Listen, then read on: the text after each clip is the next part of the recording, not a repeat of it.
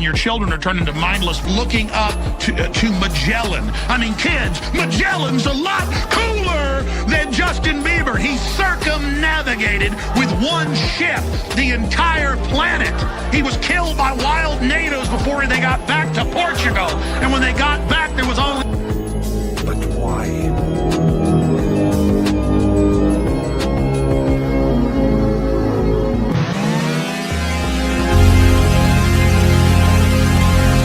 $22 million in 3 fucking hours! There is no nobility in poverty. I have been a rich man and I have been a poor man, and I choose rich every fucking time.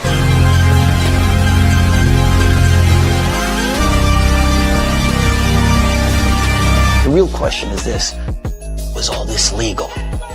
Absolutely fucking not.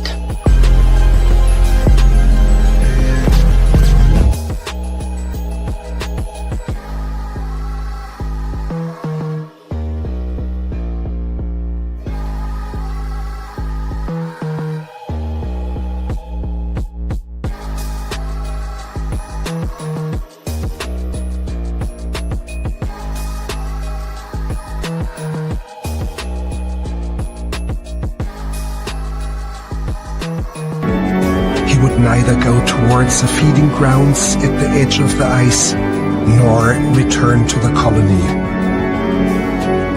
Shortly afterwards, we saw him heading straight towards the mountains, some 70 kilometers away.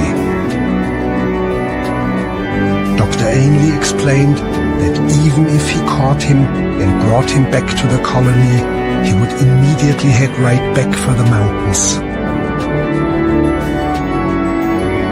But why? What's your dream? To go away. To go away. That's right. Do you guys want to drink? I don't understand why everybody has to be so judgmental. I understand why mom's judgmental. I think it's because she cares partially. I think it's also partially because everyone else is looking at her like, hey, Cody's just a bum. Cody's this, Cody's that, Cody's this. Cody's me, bro. Let me be me.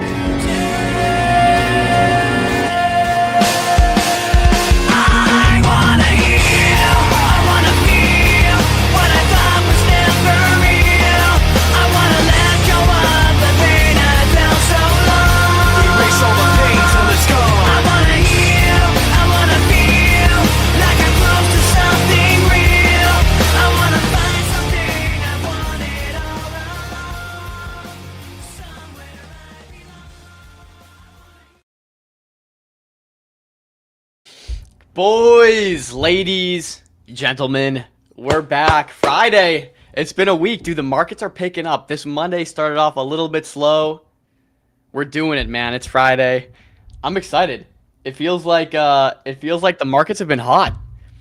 I'm starting to see this conversation, this narrative get parroted around quite a bit. Boys, this is gonna be a long one. My mouth is dry. It's all good though. I'm starting to see this narrative get parroted around quite a bit, where it's like, look, hey, this is feeling like early inklings of a potential bull run, potential leg up. And I'm all here for it, for Pete's sake. It's been a year. It's been a year we've been pushing a rope over here on MCG and all the guys listening. And finally feels like we're starting to turn around. We're getting some runners. Like, ceilings are raising. Are you guys realizing this? For a long time, nothing could break that $1, $2, $3, $4, $5 million barrier. We had a brief time period where some of the ace round stuff on Pump Fun was really going. And since that point, nothing until we got Robinhood. And we talk about this. Someone like Robinhood comes on chain. It gets people activated again. And it's like a rising tide situation. And what are we seeing now? Okay, RWAs are really hot in Robinhood. Now RWAs are coming to Solana. Stonk is basically what's going on in Robinhood, just happening on Solana, meeting the retail traders where they are.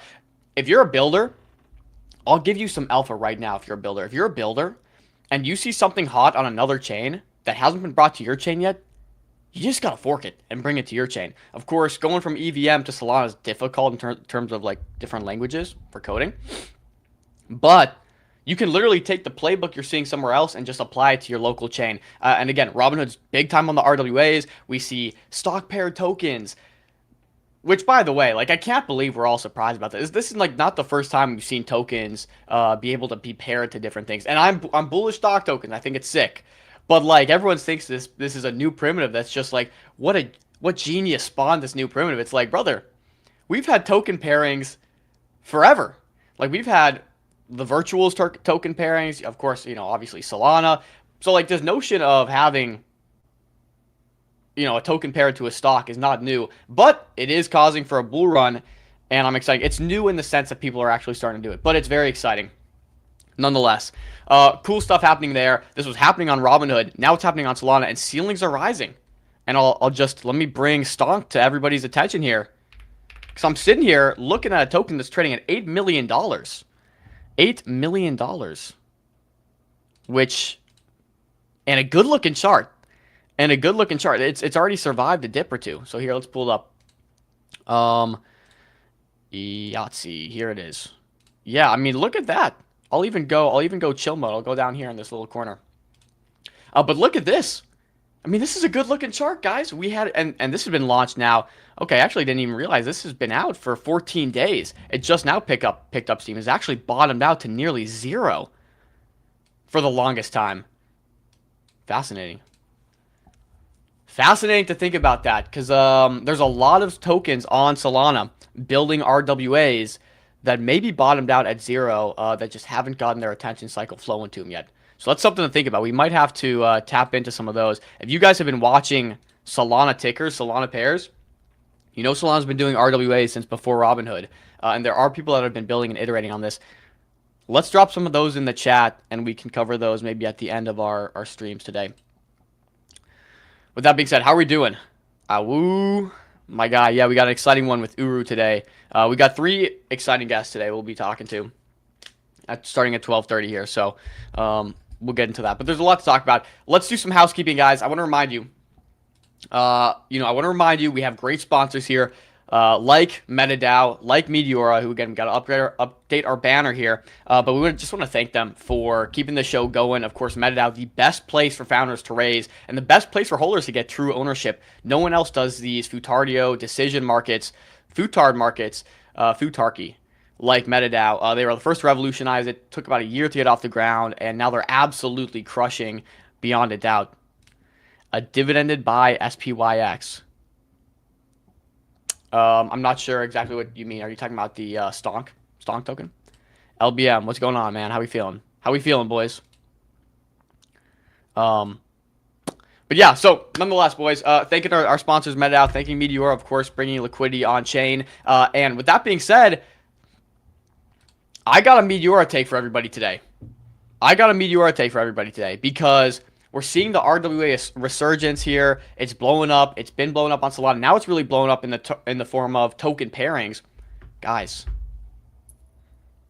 I continue to be very, very clear about Meteora being a generational trade this cycle. Okay? It will benefit from volumes coming back from the trenches, but it uniquely benefits from all these stock paired tokens. Because every stock protocol, okay, I want you to listen to me here. Understand this.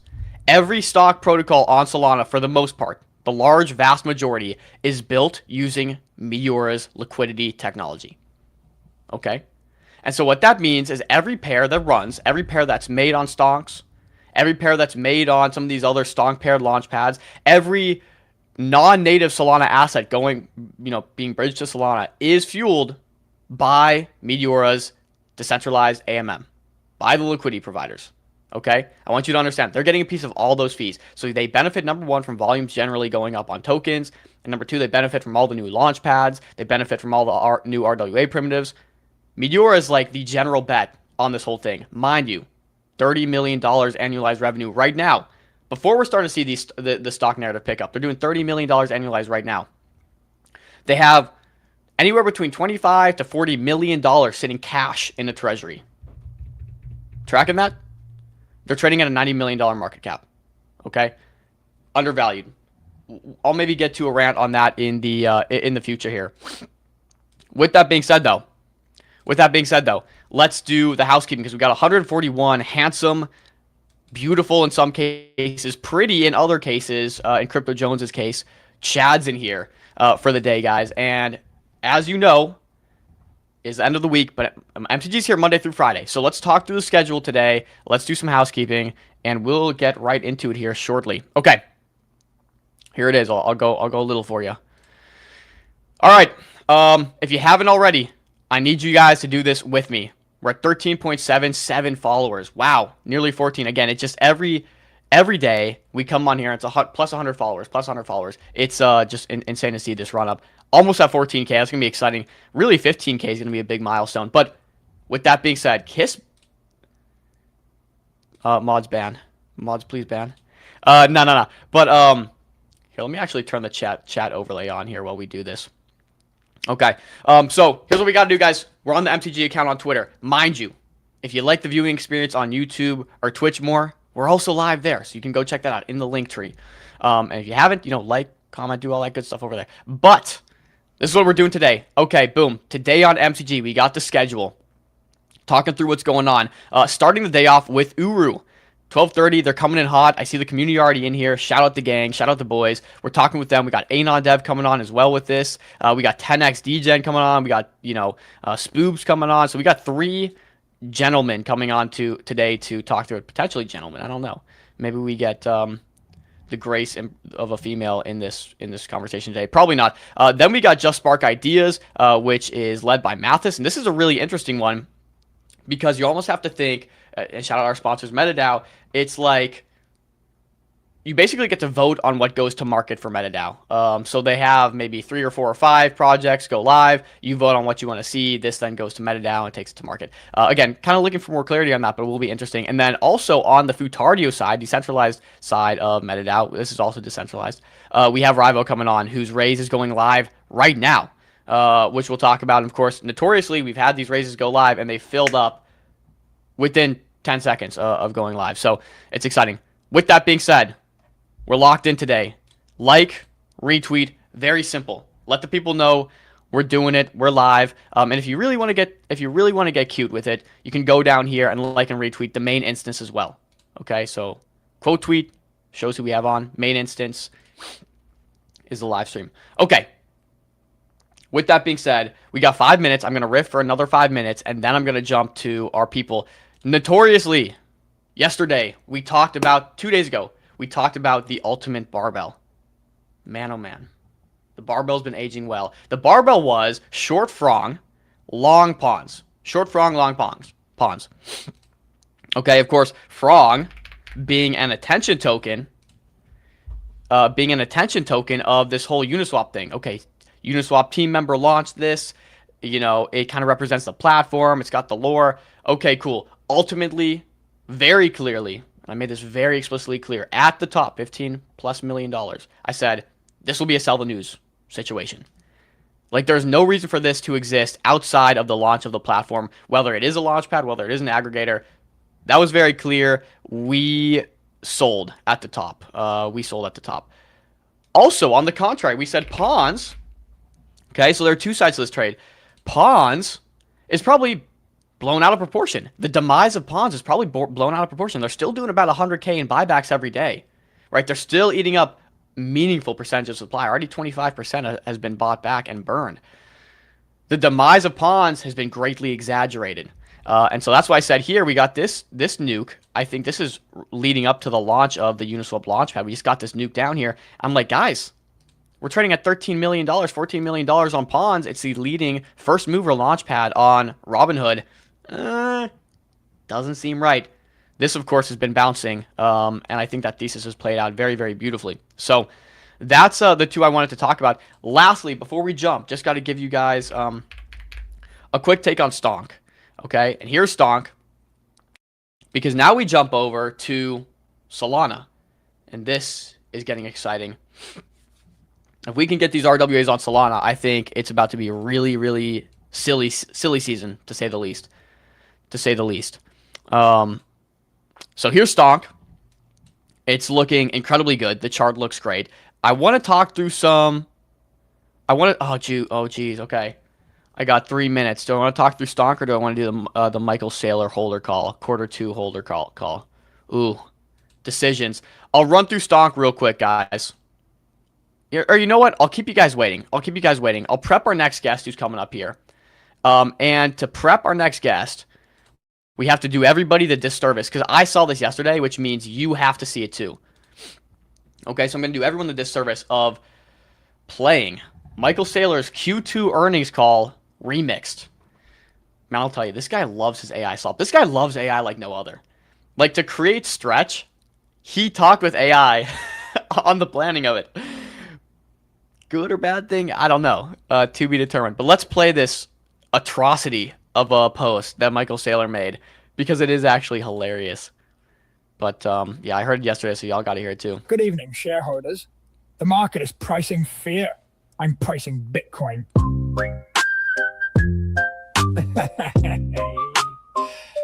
The quarter was rough, but the sats per share rose. They saw us selling. Everybody froze. 32 coins just to test the machine. 0.004%, barely seen. Then we bought 48 times more than we sold, but Bears read one headline and hit caps lock. It's brutal, guys. Own the most capital, issue the strongest credit, create the best equity, rinse and repeat it. Bitcoin It's is so the winner. brutal. The credit turbine spins. They say the quarter's over. I say the century begins. Own the most capital, increase the sats per share. You saw us sell some Bitcoin. We bought 48 times more this year. SRC at 89.50. Everybody asks, Michael, can you bring this thing to par fast? We've got the cash. We've got So the brutal. Bitcoin stack and nearly 1 billion left in the buyback. Is this bullish, Not guys? too slowly, not too quick. Calibrate the market, make the credit stick. Sure, $1 billion. Go ahead, be my guest. Pay 12% a year to help us build the best. Maybe the best way to buy the most Bitcoin is not to buy the most Bitcoin. I'm gonna sell one, and then I'm gonna buy 10. You want us to sell none, and somehow buy 11. With money conjured by a genie underneath the desk. We don't quite have that. We have digital credit instead. Own the most capital, issue the strongest credit, create the best equity, rinse and repeat it. We want the world's largest company. That's the company. We're playing it all the way ambition. through, Not guys. the most employees, not the most products, the highest valuation. Own the most capital. Let the credit turbine spin. 600 million became 60 billion. And we're only just beginning. Bitcoin is money. Everything else is credit. Thank you for joining the earnings call. We bought 48 times more Bitcoin than we sold.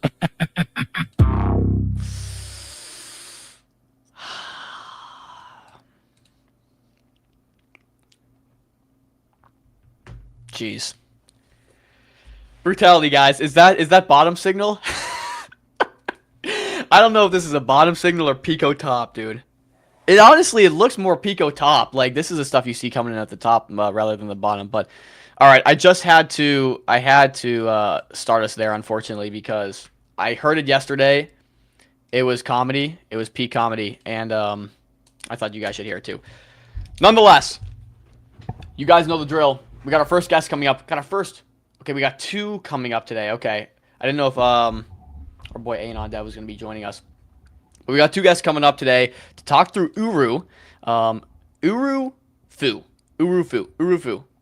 Okay, not that difficult. Talking through Urufu, what it is. Of course, we're seeing just the heat with NFTs, the heat on Robinhood, the heat on mainnet.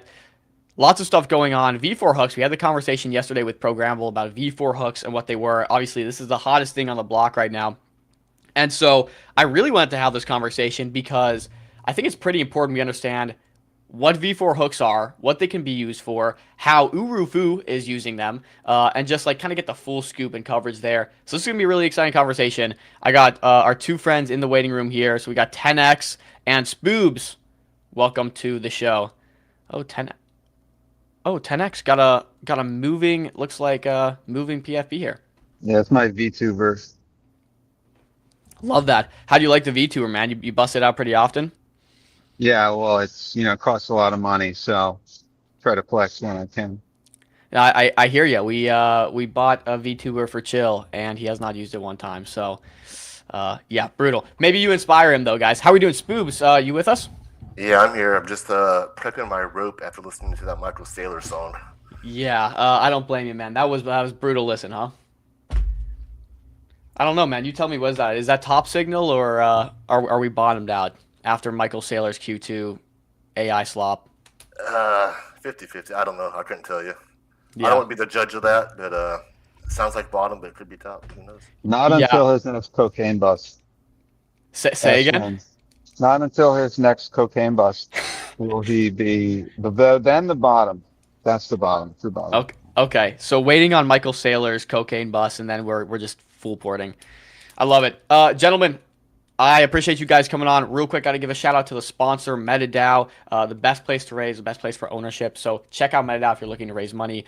With that being said, guys, I want to talk about Uruvu. We got some interesting stuff going on there. All of a sudden, Uniswap V4 hooks are like the hottest thing. Everyone's a V4 hook expert. I've actually heard you guys are the V4 hook people. So I want to get it, from you guys first. But maybe start me at the top. Can I get introductions to both of you guys, and maybe just quickly how you guys met each other and know each other? Oh man. Boom, you want to start? Should I start? Jeez. Yeah, I'll go ahead and start. You said my introduction to crypto, and then how we met. Yeah, I mean, just give me a quick TLDR back on the background real quick, and then how you guys all know each other. I got Anon coming up too here. So I got in about 2018. Got scammed. I was like, all right, this Bitcoin stuff's kind of cool. Learned about Bitcoin. At the same time, I'm kind of learning development too. Transitioning from getting out of the military into development. Then I started learning like Solidity, getting really involved in Ethereum. Then one day, I came into 10x's Discord channel, the RWA web Webring channel, and the whole community just hit it off, and it was like probably one of the best experiences of my crypto career and journey, I guess, is the whole RWA community. And that's where I met 10x, and I think we kind of had built a mutual respect as developers and builders with like good ideas, and just mutual respect for the love of Web3 and NFTs and community. Cinderella story. Rad bro, maybe you can take it from there. Yeah. Yeah. Well, I've been in crypto for a long time, but I didn't really like get into it until I got deep into the Milady space. I met other builders there. Like, I'm a dev. I met other devs. I think I met Spoogs. We maybe met before Radbro somewhere in some GC, but basically, there's a whole backstory to Radbro, but basically we launched that in like August 22, into the fall. And, it kicked off this great community. I don't want to say huge, but feels huge. It's the most important one. I say that unbiasedly. Of course. But, it gave life to so many other projects. So many other builders came up through Radbro. We created I don't know what to call it, ecosystem of top tier talent and hungry people. And a lot of connections got formed through that. Probably a lot of people based on popular Radbro. No, we can't take credit for him, but he's been a part. Anyway, me and Spoogs, Spoogs is one of the best builders I've ever met. The guy is extremely talented, smart, extremely hardworking, trustworthy, which is super hard to find. And, we've been talking about listen, we should do something. We should do, something for the new world, something for V4 hooks, something people can appreciate, because we see all these crappy projects, or not crappy necessarily, but they're okay. But there's no transparency. You don't know who the teams are. The quality, it's okay. A lot of it's LARP. And we're just like, bro, we can do better than this. And, there's more. We'll go into it, I'm sure. But basically, Urufu was born out of, kind of branched off of Radbro in many ways. Okay, we'll get to it. Anon, friend of the show. We've had you on before, not long ago. What's new? What's going on, buddy? Hey, what's going on? Good to be back. Yeah, we are so back. NFTs are my passion. It's how I got into crypto in the first place.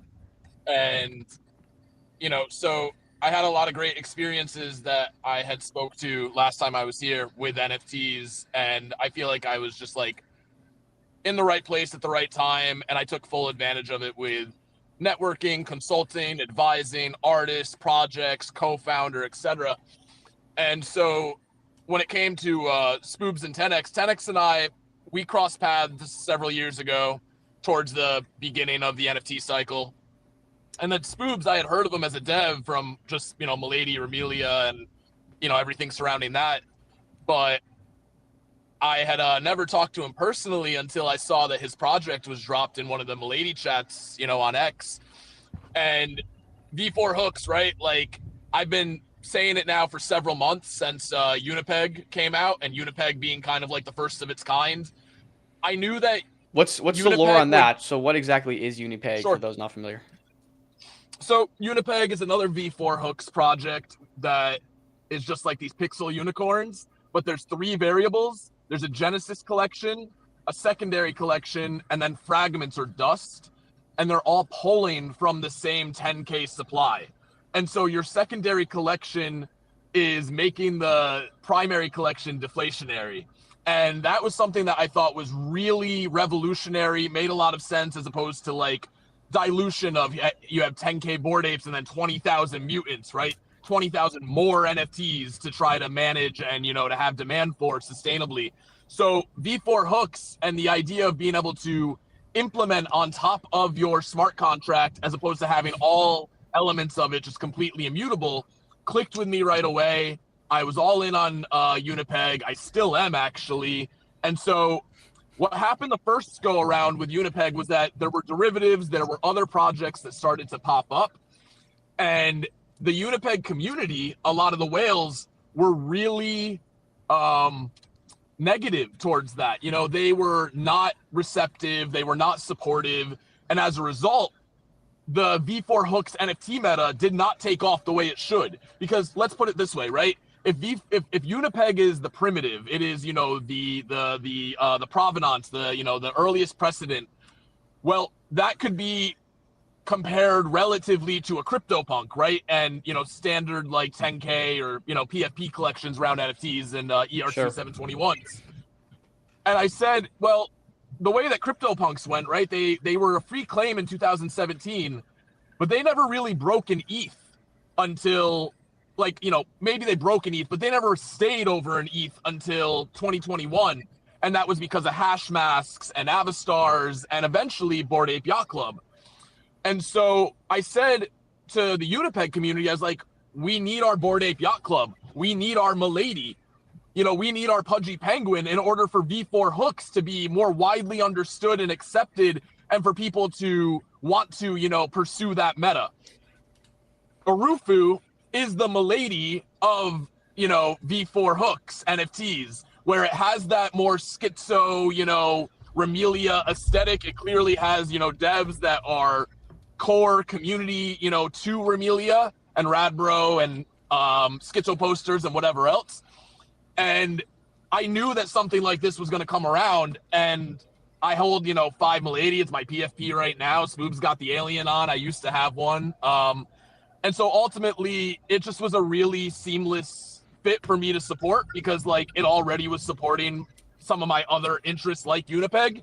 And we connected, and I mean, we've become really close friends. Like I said, I already knew 10X. We already have been friends. We have a lot of mutual respect and, admiration for one another. Same with Spoobs now, right? We're talking almost every day about Urufu, about the launch pads, just how the Robinhood, the culture evolving, and ultimately, even just about life being in crypto every day. So I'm nothing but supportive of these guys and, trying to bring more awareness to the project with my following, my network, because I do think that V4 hooks are an absolute game changer for all of NFTs. Yeah. Okay, I appreciate the lore. The people are excited to get into Urufu. Guys, we have to get the lore. We have to get the understanding behind it too. And so real quick, one last thing, and I guess we'll make it quick so we can jump into the topic here. But are NFTs back? Because we saw Stonk brokers go from nothing to a top 6 NFT collection by market cap in 30 days. So I ask you, we see V4 hooks emerging. We're seeing these new kind of primitives around NFTs. Are NFTs back, or is this just a flash in the pot?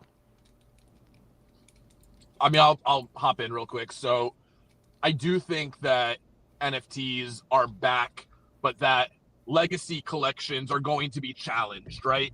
We always thought that it would always potentially return to the Bored Apes, the Pudgy Penguins, the Crypto Punks, but ultimately what we're seeing is a lot more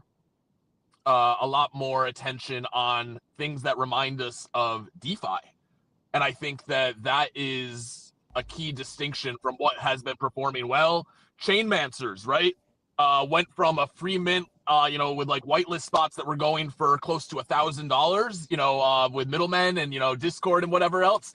And I think that was like close to breaking an ETH a few hours after it minted last night. And it hasn't even revealed yet. And that's another one coming from the Anvil ecosystem with Simple Farmer and Stonk Brokers. So like that community is thriving. But I do think that there's room for more of those opportunities to scale and to garner attention, starting with Urufu, right? So I think that ultimately it comes down to your NFT needs to do something. Like the provenance of a CryptoPunk, the provenance of a Milady, the provenance of even a Bored Ape, those will always have some audience, some recognition as being early predecessors. But I think we always had some understanding that like NFTs, in order for them to continue to be attractive and for people to want to invest in them, well, they need to do something in return for you, right? Of why you would continue to hold that.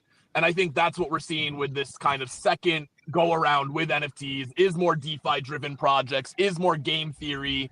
And Robinhood really, has been a catalyst for that. Yeah, I tend to agree. I think the earlier stages of NFTs we saw was just never the end goal. No surprise there. It just, the PFPs kind of faded off over time as attention faded off. Let's talk Urufu. What the heck is Urufu then? I guess you have this mantra. You guys are seeing this kind of emergence of DeFi mixed with NFTs via V4 hooks. It's a bit of a mouthful, but what is Urufu? And talk to me about how this became, I guess, a new primitive here. I don't know. I'll let you go 10x. You can go 10x.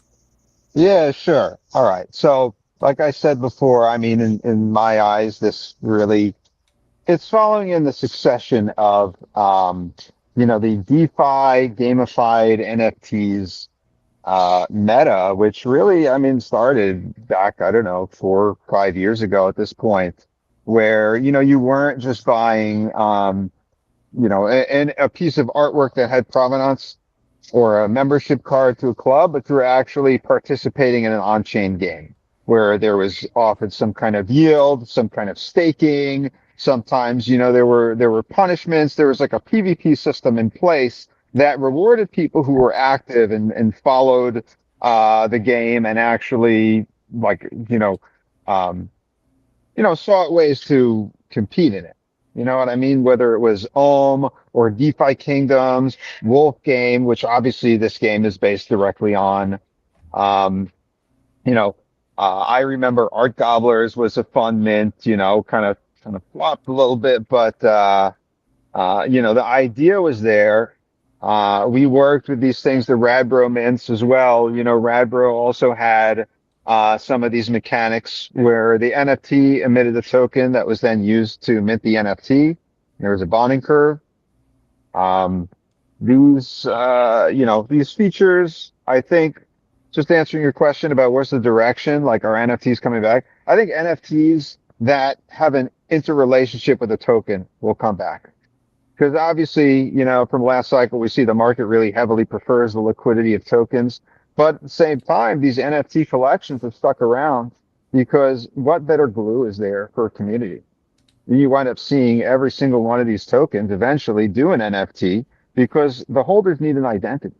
They need something visual and concrete to converge around. And so for us, it's like, well, why not just ship that as the product on day one? What the hell's the point even of the token? You have so many of these meme coins, whatever. I mean, it's fine. memes are good, but there's nothing powering it other than the hope that the meme is going to trend on socials. Where with a system like Urufu, you've got a self-contained experience and really the seeds of an ecosystem. which is what we're trying to move towards with this Launchpad launch we've got coming up. So walk me through this experience. You think every token should have an NFT community because ultimately that's the lifeblood, the heart of Well, any community. not necessarily every token, but I think that tokens that are successful enough and appeal to that type of culture in that community. I don't know if, Tether needs an NFT, although it Right. would be kind of based if they did one. I mean, I don't think anybody would be mad about that, but Circle is definitely not doing an NFT. right. But yeah, I think successful projects can do them. I think it's a cool model for new launches where like what we did. I mean, stockbrokers is the same way, right? You have an NFT, but it's not just an NFT in isolation. It's an NFT that's a part of a protocol connected to a token. Let's talk about that a little bit. What is the protocol connected to the token? Right. Obviously, in the case of stockbrokers, you can hold the NFT, you get dividends in stocks. There's all these little inner workings and mechanisms there. Right. We're not going to get into that. But with Urufu, what is the ecosystem you guys have built with these NFTs? Maybe talk me through the yield opportunities. What this ecosystem entails. Walk me through some of the facets that you guys touch on here. I'll do the short version of it. Real quick, I think Spoob's mic is disconnected. Spoobs, you might want to hop out and just join again real quick. We can't You hear can't hear me? I heard him right there. I hear you. I think you're good. Okay, am I the only one who can't hear Spoobs? I'm sorry. I think so. Oh, yeah. Yeah, If- I'll just do the short version of it, and it's not the FUD stockbrokers, but I was telling people earlier, yesterday actually, it was like essentially what a Rufu Gemu is stockbrokers without all the extra steps, essentially, is what it is. Okay, well, we'll maybe go ahead and explain it because stockbrokers is really complicated. We had the stockbrokers team on, and it was like, there's this, there's this, there's this, there's this, and there was just so much to it. Same with like something like Derp, and I was like, there is some beauty and simplicity here. So maybe walk me through exactly what that is for you guys. Spoobs, and you can just continue on that thought. Oh, okay, yeah. Well, so we built when we started this, we thought of different ways to kind of keep the whole ecosystem going, and this is why we used the V4 hooks to begin with. So essentially, what you do is you mint the NFT, right? And that ETH from the NFTs is moved to the liquidity pool, and you're able to sort of like do an arbitrage between the token, the NFT, and we also have a bonding curve where you can mint the NFT with the Uru as well, and that's always climbing up. So again, now you're trying to find sort of the R between the floor price on OpenSea compared to the floor price of the ARB paying with Uru. People have you can game that out. We also built our own like custom pseudo swap, which is not on Robinhood. And that's another way they can kind of ARB the token with the NFT. And all this kind of works into a flywheel with the V4 hooks where it goes into our vault, which is used for emissions. When the volume is low, the emissions drop. So a lot of people will be like, hey, my emissions are dropped. Well, that's because the token has very little volume, or the price is going down. When the price is going up, again with the V4 hooks, when the price is going up, trending up, and more volume, there's more emissions. So it's kind of a fine balance to kind of keep that flywheel going. Where one of the main issues with, like, let's say the original Wolf game was once the emissions ran out, that was it. The game's over. There was no real flywheel for the game to keep going. Whereas we put a lot of thought into keeping this flywheel going with the V4 hooks. And then if you add in the Launchpad coming up as well, that's just another layer of that flywheel using V4 hooks as well. Talk to me about the Launchpad. I mean, we see so many Launchpads today. I think the question becomes like, do we need another Launchpad? And if you are launching another Launchpad, what's like the unique? What makes your Launchpad unique compared to the sea of Launchpads that are out there? I'll start, and I'll let 10x or Anon kind of add on to it. The Launchpad was actually, I won't say it's leaked because I did post about it, but I'm one of those devs that kind of share my work as I'm going. And on the run up, that we had a pretty decent pump the other day. Somebody had actually found that tweet from like a month and a half ago, which I'm not going to say anything. Technically, would have made us the first deployed Launchpad contract on Robinhood, but that's neither here here or there. That got Wait. leaked. So Explain that. You're saying like prior to Noxa? prior to Noxa, yeah. I mean, it wasn't live, but the contract was there. The Beaverhood contract was there on chain.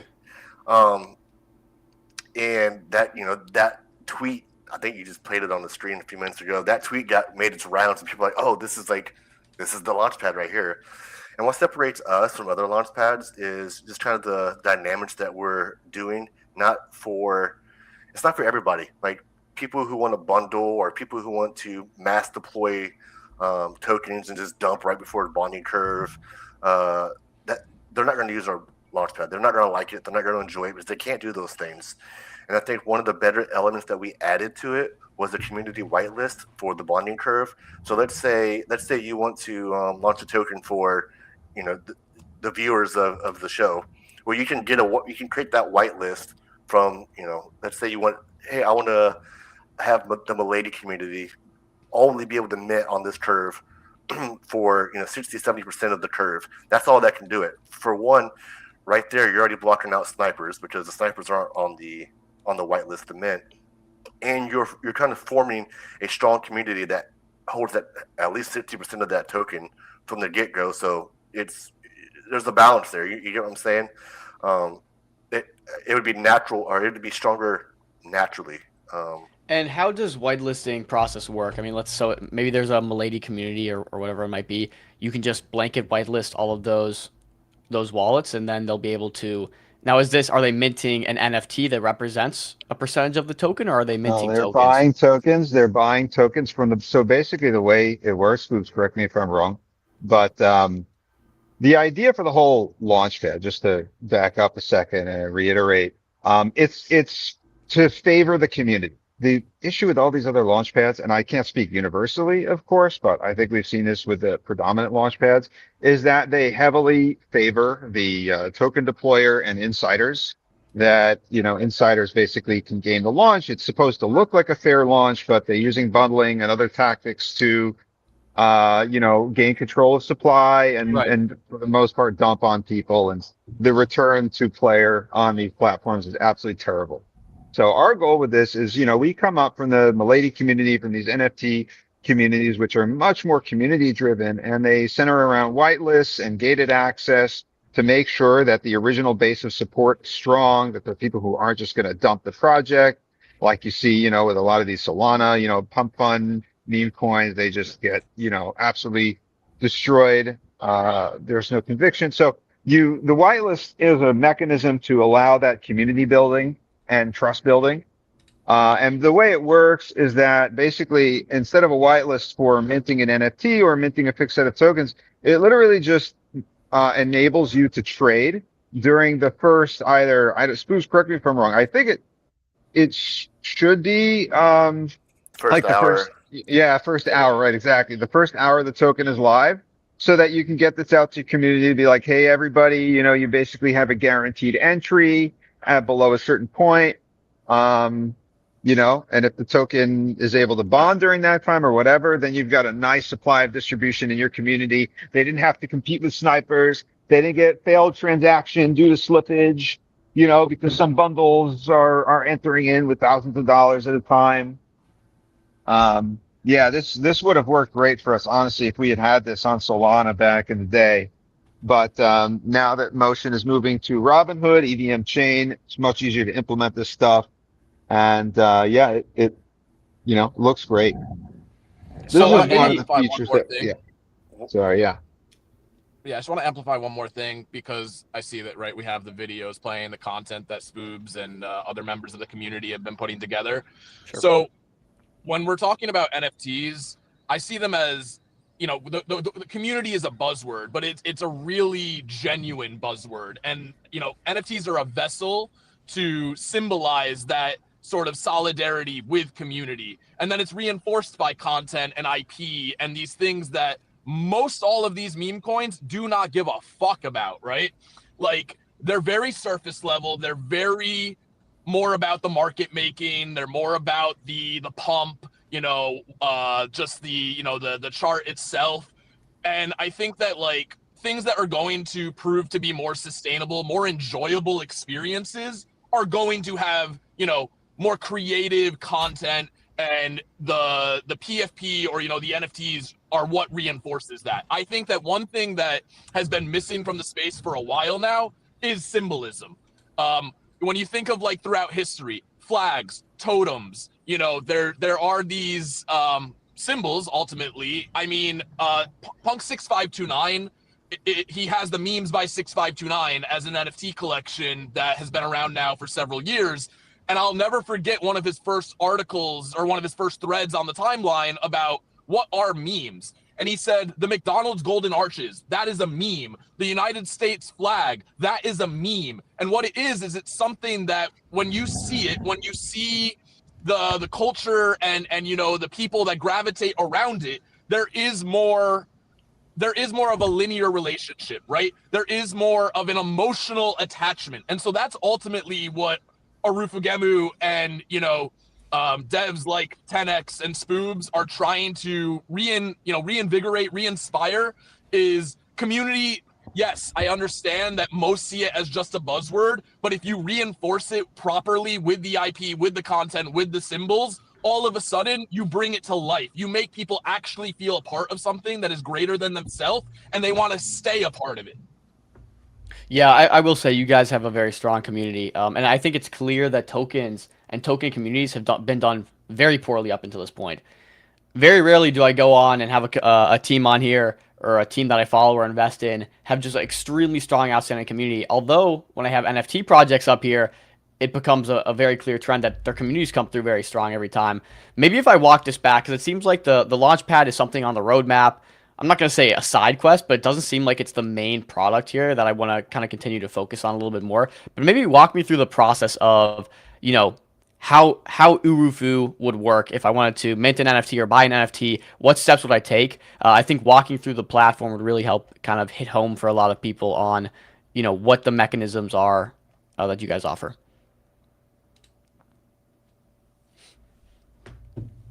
Yeah, I'll take that. So I guess whoever is guiding that stream there can kind of follow. Right now, you can only really buy the NFT from OpenSea secondary market. But if you were brave, you could actually buy some Uru and mint from the Curve. To be honest with you, right now, the Curve, there has been some Chads minting from the Curve, and it's about almost 2x the floor price, maybe 3x the floor price now. That's kind of the risk. Like they want to mint a wolf because you want to have a wolf. And we have so many like little Easter eggs that people didn't even know we even had on the website. Like you can. So there's a 10% mint rate for a wolf, right? So 90% are going to get the sheep, 10% are going to get the wolf, and so the reason that people would want to mint on the bonding or try to mint new ones, so they're buying Uru tokens to go and mint new NFTs at a premium, is because they're chasing that wolf. Correct. Yeah, the wolves get a higher yield. So compared to the original wolf game, we kind of made this more passive since we realized we are in a bear market. We didn't expect people to be in front of their screens all day, and it's summertime. So we allowed people to touch grass. That will be changing. We will make it more PvP where, hey, if you're not by your computer at a certain time, a wolf could come and steal your Uru. That's coming up. But yeah. And maybe walk us through real quick the dynamics of Wolf game for those that are unfamiliar, because it was a pretty cool game a couple of years ago. It's essentially the same. You minted either a sheep or a wolf, and you got it. It was the same minus the V4 hoods. It was not very long lasting. It wasn't built to last forever. And the sheep would get their token, which I believe was wool, and the wolves would be able to kind of snag their tokens from any random sheep that had tokens. It was more PvP. I just want to add a shout out to Seed Phrase for he's bringing original Wolf game back to life, and I know he's got some plans around that. So it's good to see that builders from last cycle are still here. I was in DMs with him just the other day, kind of complimenting him or really praising him that he was a big deal. He still is a big deal, and the reason why is because there were people that exited, like G-Funk, who I believe is who started Wolf game in the first place. And then there are people like Seed Phrase that, want to see things continue on and find ways to, adapt. So this is more like, the schizo, the Remelia coded wolf game of sorts, especially with the V4 hooks being a distinction in itself. But I just wanted to make sure that no one thinks we're throwing shade at original wolf game. No, Got you. not at all. And then continuing on the site, if you hit the more button, there you have Blood Moon Duel, which is kind of like it's a game where you can kind of wager against another player and battle sheep. I kind of created this kind of as I was doing the launchpad as a side quest, but you can play against the bot to practice or whatever. And each trait has its own skill, its own cost, its own, it's essentially like Pokemon, but with the wolf. It's a side quest. Very few people play it right now, but it's a fun thing to do. Then we have. And so, real quick, even walking it back. So, let's say I mint or buy a wolf or sheep off a secondary market, whatever, either or. What then happens now that I have a wolf and or a sheep? You instantly start. Well, first, if you buy it on the secondary and they didn't claim their Uru, you now have their Uru. So first thing I would do was claim any unclaimed Uru, and after that you'll start getting yield every 6 hours. That's the full epoch ends at 6 hours. You can claim it any time really. Some people do 6 hours, some do every week. That's essentially it. Yeah. And then, so you instantly start earning yields, and this is coming from trading volumes. From a vault and trading volumes, yes. Yep. There's a vault that was set up from deployment, and then if you add all the every transaction is adding more Uru to the vault. Got you. Okay, so here we are. You hold an NFT, you start earning yields. Now we've tacked on a gamified element to that. Let's start talking through the gamified element. I'll let 10H go. Yeah, so we wanted to make this game more accessible to people who aren't like super active, busy lifestyle and stuff. So the game is mainly passive. It happens through your trading decisions. So over time, the wolves basically there are certain like RNG, on-chain RNG effects that we use VRF for, that called raids. All right, that's the main. So there's minting, uses randomness to determine whether or not you get a sheep or a wolf. And then there are these raids that happen, which over time it averages out so that the wolves will earn already a certain preset amount, essentially. But it's an average that's calibrated by the success rate of the raids. It all happens on chain passively over time. There's a 6 hour epoch. Every 6 hours, this is recalculated for the next batch of emissions. And that rate can be tweaked by the V4 hooks.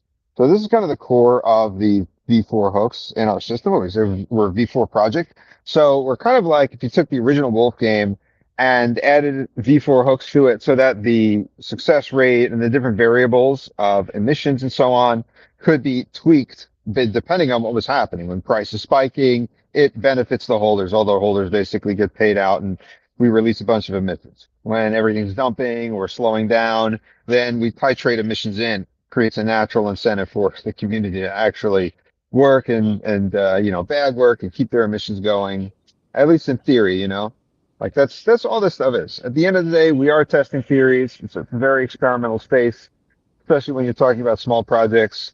But that's the alpha, right? You can pick up a cheap project, and if the experiment turns out successful, make a big win.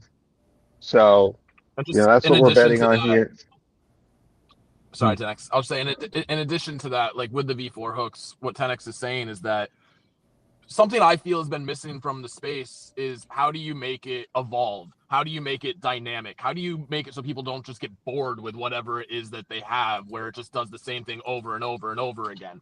So what works really well with video games is seasons, battle passes, stuff of that nature, right? That continues to surprise you. It continues to be updated. And that's how I look at V4 hooks, is that you got two big brain Chad devs here that can continue to implement on top of whatever they've already demonstrated to make it more exciting, to make it more fun, to make it more challenging, to add that PvP element as people get more, comfortable. So I think, like, again, that really is one of the key elements of V4 hooks, is that it allows for your ecosystem to evolve with your community. Got you. Yeah, very, very cool. I think the V4 hooks primitive is super cool. Maybe even just give me a little bit more clarity on some of the V4 hooks and how different V4 hooks play into the game. And I guess you touched on it a little bit, but I just want another word on that. Yeah, I would say the main one is the emission amount based on a volume and like kind of price trajectory. I would say if you were like, I'm not saying people are dumb, but like smart people would kind of farm the token, kind of play it two sides. Like, how do I say it without sounding like an asshole? Swoops. Like, No, yeah. Swoops. I always say it's a tug of war. It's an ethical tug of war between, at least two variables that ultimately are being armed and, challenged against each other. Right. Yeah. So like essentially, you want the price to. You want the price to pump to gain more emissions. That's how it goes. As the price dumps, you're losing emissions. That's the V4 hooks. That's just how it works the way we built it. And then to tie that back to the launchpad, the V4 hooks, our whole entire launchpad is a giant V4 hook. And the people who launch or deploy can also customize the V4 hook any way they want when they're deploying. There will be a quick mode, like a quick launch, and then there's a customizable launch where you can you can see it there, kind of drag and drop the different hooks into however you want and deploy it. Yep. I like the preset hooks. Like I think that's really cool. That as that inventory grows out over time, I think people are going to make a lot of really cool creations.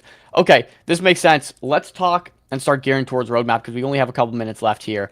What comes next? We talked about the launch pad, but you guys are cooking up. Anon keeps singing your praises in terms of you guys are crack devs. You've iterated around the V4 hooks. What kind of comes next for you guys in terms of giving this a breath of fresh air, giving this more life, and continuing to make sure this goes strong? I'll say one thing, then I'll let Tenet say it.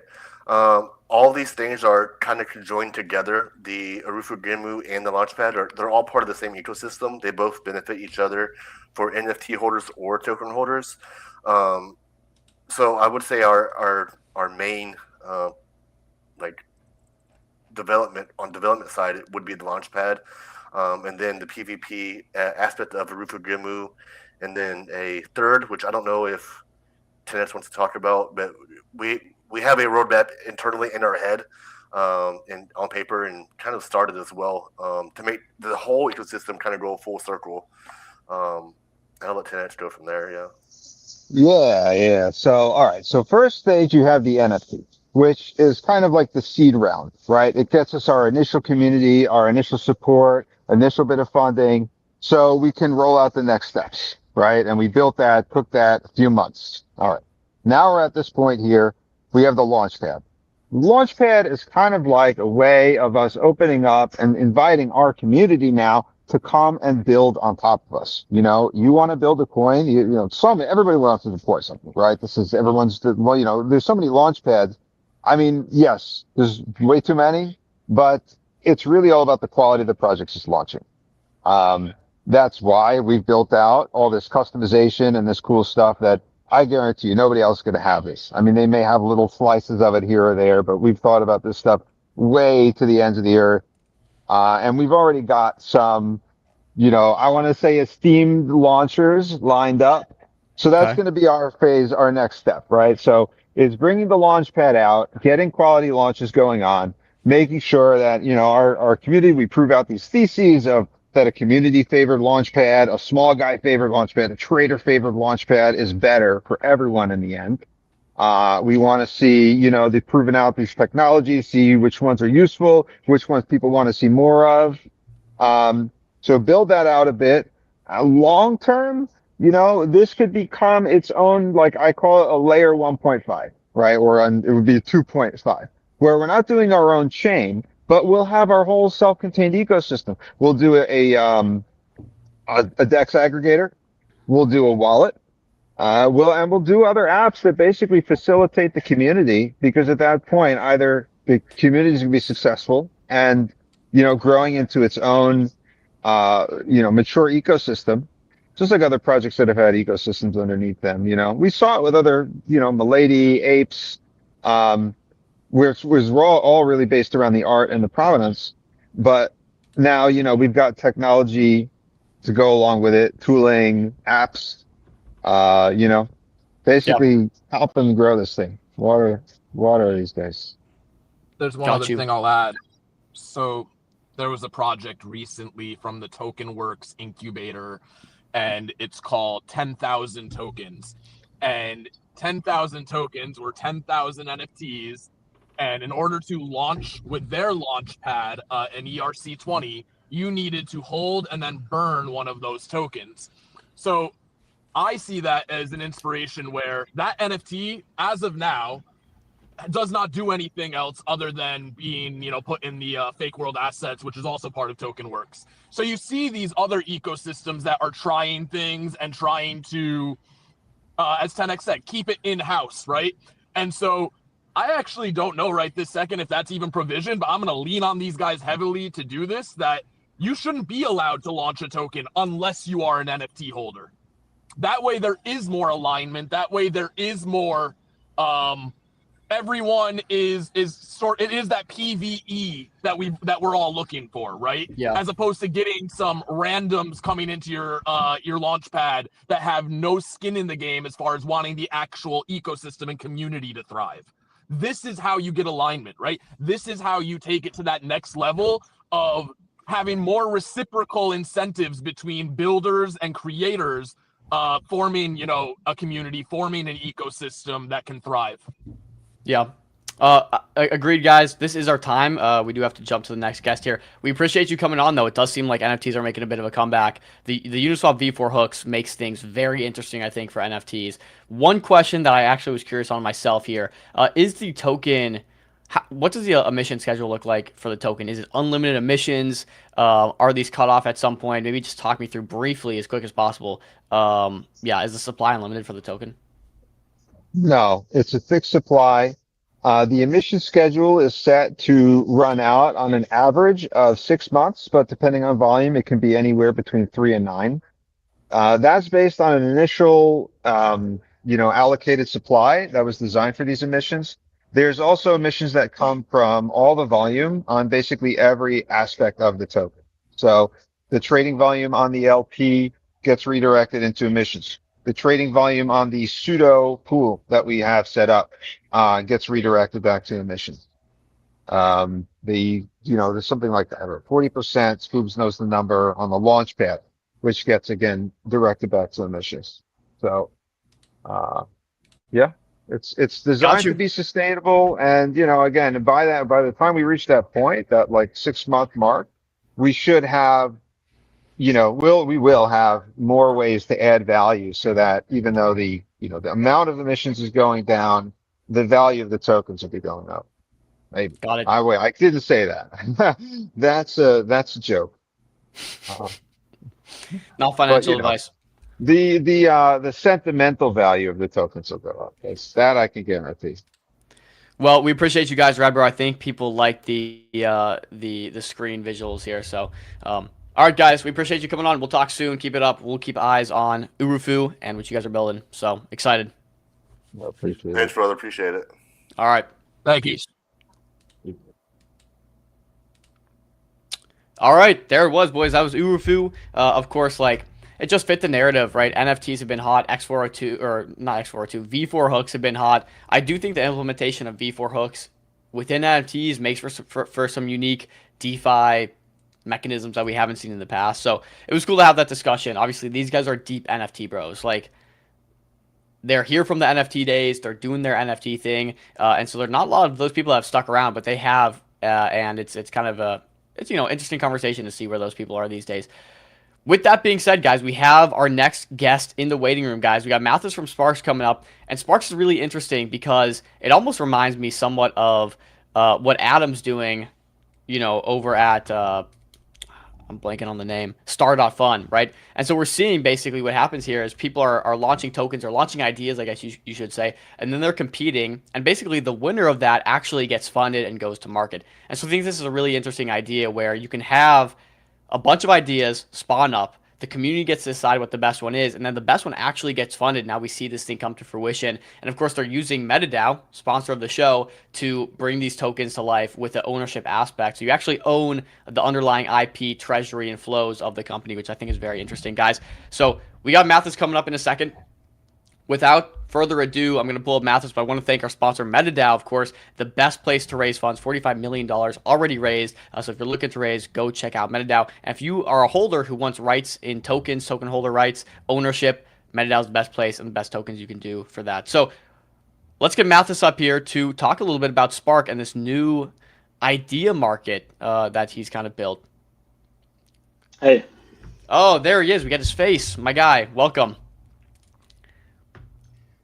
Glad to be here. Thanks. We had you on the freeze frame for a second, so I thought I lost you. But yeah, welcome to the show. We're excited to talk a bit more about what you're building here. MetaDAO is super exciting, obviously sponsor of the show.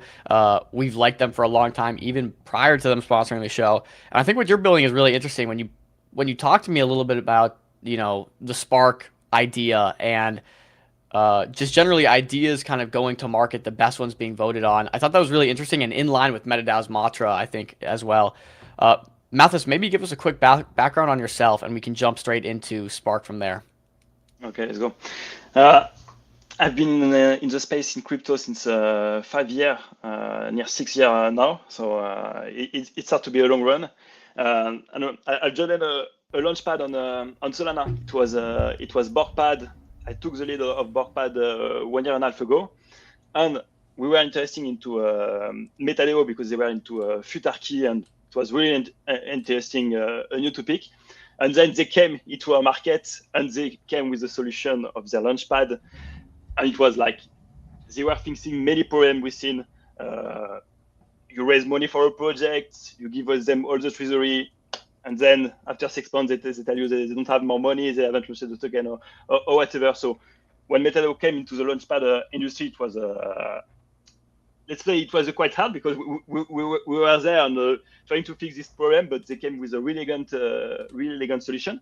So with my co-founder Ewan, the CTO, we took some time to say, okay, let's MetaDAO bring a really elegant solution. What we can do to build on top of it, and with what we really believe on. And one of the few things we really believe is like AI reduces the cost and the time to launch any project. So the cost of iteration to see if you have a product market fit, it's near like it decrease a lot. On top of that, hackathon that we were participating in a lot of hackathon, and for me it's the best way to figure out the right team, the right project, the right builder for that. So we tried to create a mix of that. And on top of that, thanks to MetaDAO, let's say we fall in love with the decision market. So that's why everything came in one piece. So we found idea, everyone can invest into ideas. We launch the token, we organize the hackathon, everyone can participate, and then we open a decision market to choose the builder. The great thing is if there is no interesting builder, no builder or whatever, everyone gets refunded. So if you don't believe in the idea, like you don't invest, but if you believe in the idea but there is no right funders, you get your money back. So we try to reduce the risk on that too.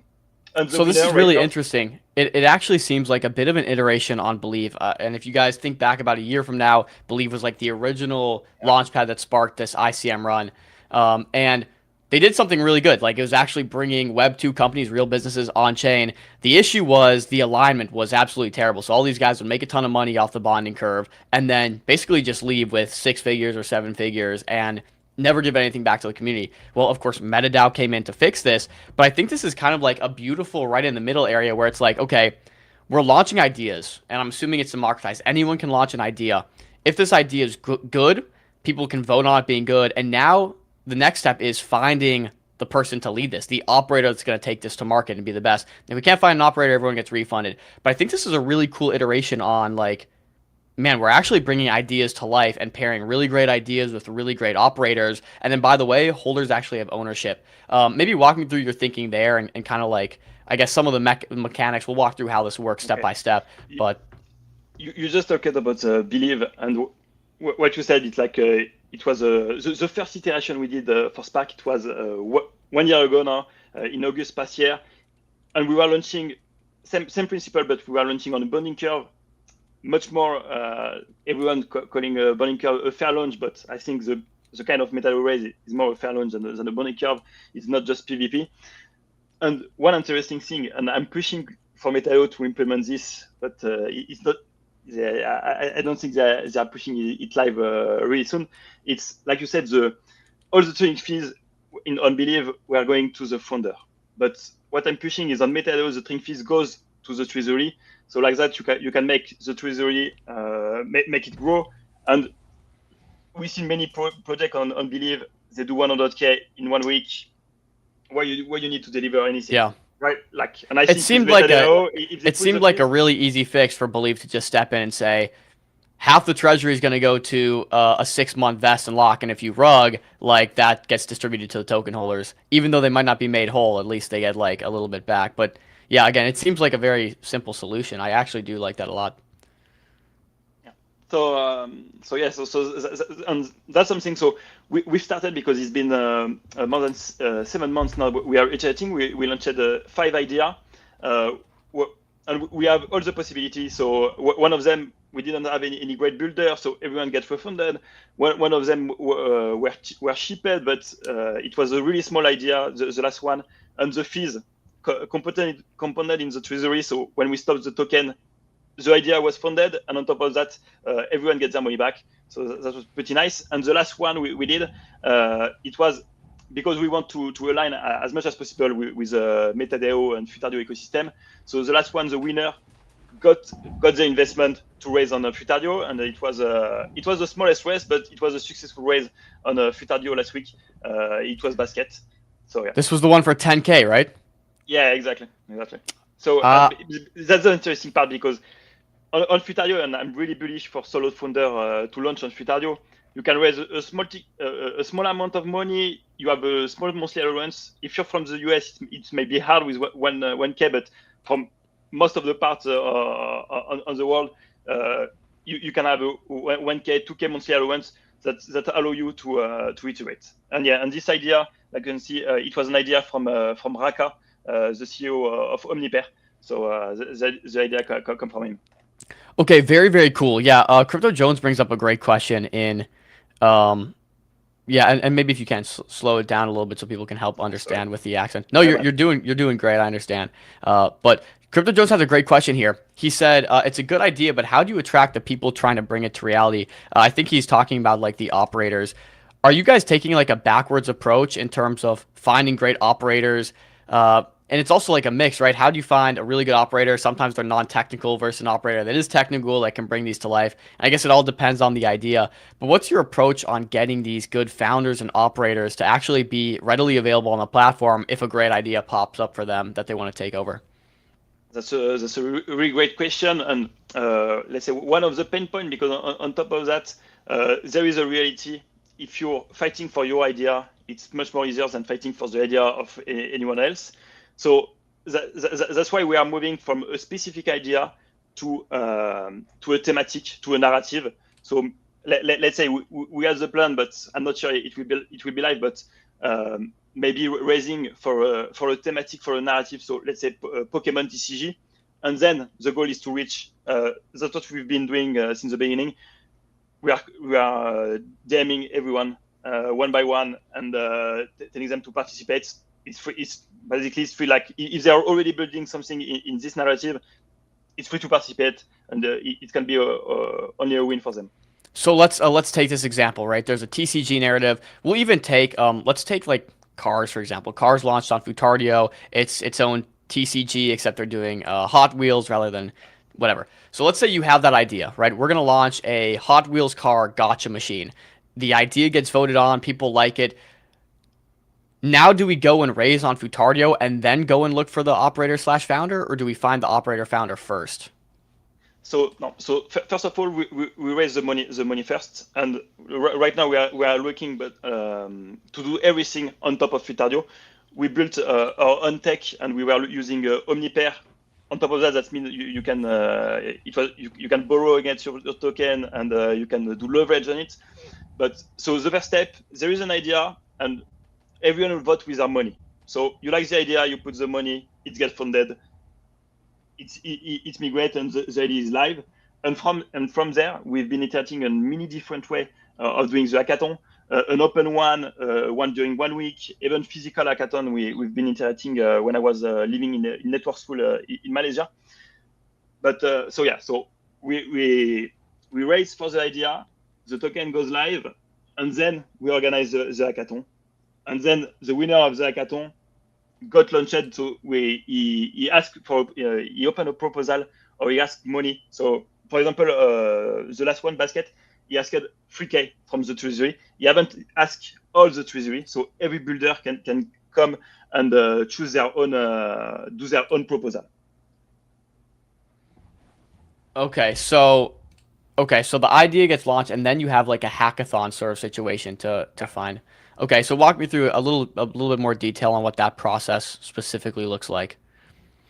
Okay, that's the thing is we've been iterating. Every launch was been different. The next one will be another different. Fair enough. We're still learning and doing other things. So I can show you the idea that for what is coming.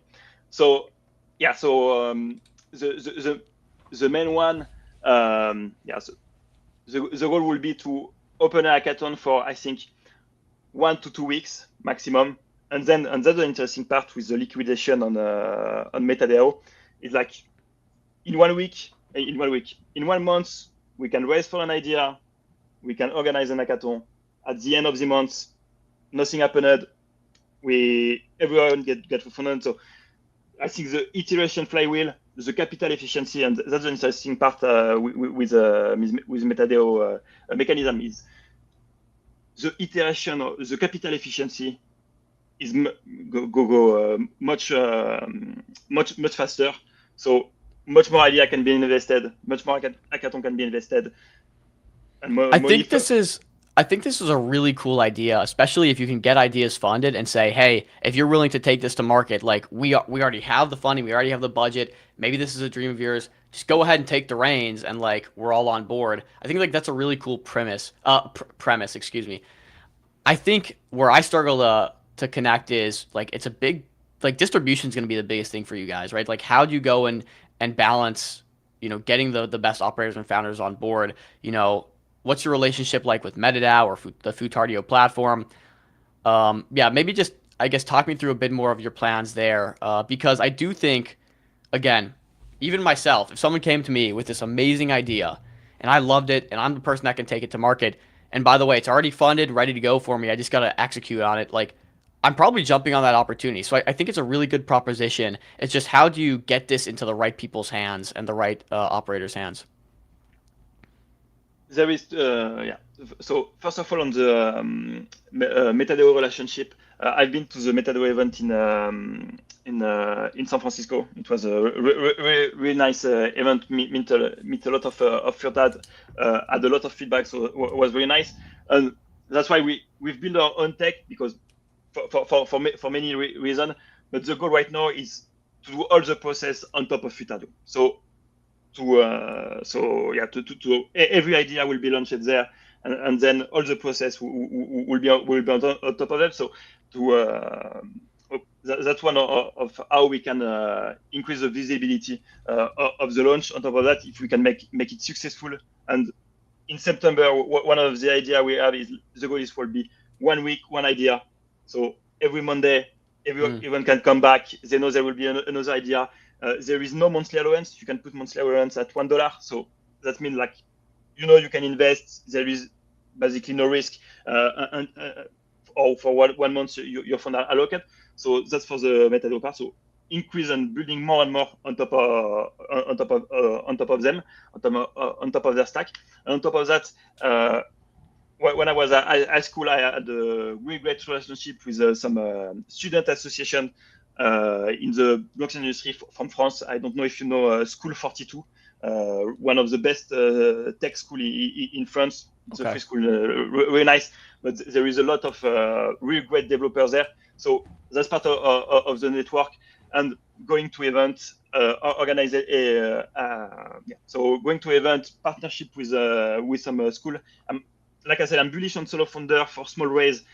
We are not targeting $1 million raise or whatever, more the 10 to 50,000 K raise, but more focusing on solo founder, young entrepreneur, and stuff like that. So partnership with school we have in the background, and we want to, as we are still iterating, we want to go with there when we can show we can execute well and everything goes well on their side, as they have their own reputation. And to put a token, it's always because token has so much bad reputation, and the time to educate about the mechanism, anti-rug possibility thanks to metadata, it takes a lot of time. And when you say, oh, we will do an hackathon, there will be a token, they're like, oh, it can be scary. And so yeah, so I'm tracking. I'm tracking. I really like the vision. I just want to see this come to life. With that being said, you know, I got to think about the other side of the equation, right? Which is the idea guys, right? How do you have someone constantly bring good ideas? Is there any incentive for somebody, you know, let's say Crypto Jones has a great idea, but he maybe wants to gatekeep it a little bit. Is there any incentive for him to bring that idea to market? Okay. What we had put in place, it was on the trading fees, because initially it was launched, like I said, on Omnipair. It was not leveraging Futario. So when we go to if we do everything on Futario, I'm pushing to have a share of the trading fees, so we can implement what we've done. And what we've done, it was even on our business model, we don't take any cut on the raise, so we protect investor. If no one deliver, no one get. So it was basically based on business model, like inspired by Believe. To be honest, it was 2.5% fees. 10% goes to the ideator. So if you bring an idea, it goes live and it goes traded. As an ideator, you have a part of the trading fees, just because you bring the idea. To bring an idea for the Raka one, it was a tweet. So even for one tweet, if the idea goes traction, the fees compound. Other part of the 40% of the trading fees goes back to us, and the remaining part goes back to the treasury. So for the investor and potentially for the builders. And how are you specifically, you know, Mathis? I'm assuming it's just you on the Spark team, or do you guys have anyone helping you? We are both. We are three actually. Okay. So there is A1, the CTO managing all the tech part, and Theo helping us on the marketing side and the communication community. Okay, very cool. So with that, let's say you have some of these good ideas coming to market. Are you guys also taking like an advisory role, hands-on approach to any of these companies to make sure they're successful? Of course, that's a big thing. We want runners. Exactly. Because we started as a launch pad. We are still, as we're launching token, we're still a launch pad, but I'm not sure that's the best branding for what we are doing. But of course, that's we are like working closely with the founder if they need any help, if they need anything to succeed. The goal for us is like to bring the idea to reality. So if they succeed, we succeed. So yeah, we are 100% aligned with the founder and everything. Yeah, I think even labeling yourself as a launchpad kind of misidentifies you, because it almost feels like it's like a fundraising program rather than a launchpad. And so I don't know, maybe there's a messaging tweak there, but very interesting. Maybe we start gearing towards roadmap because we only have a couple minutes left here. But what kind of comes next? What are you guys working on, of course, to bring this to life? Because again, like I reiterate, I really like the idea. I want to start seeing it work in reality. So how do you guys get there?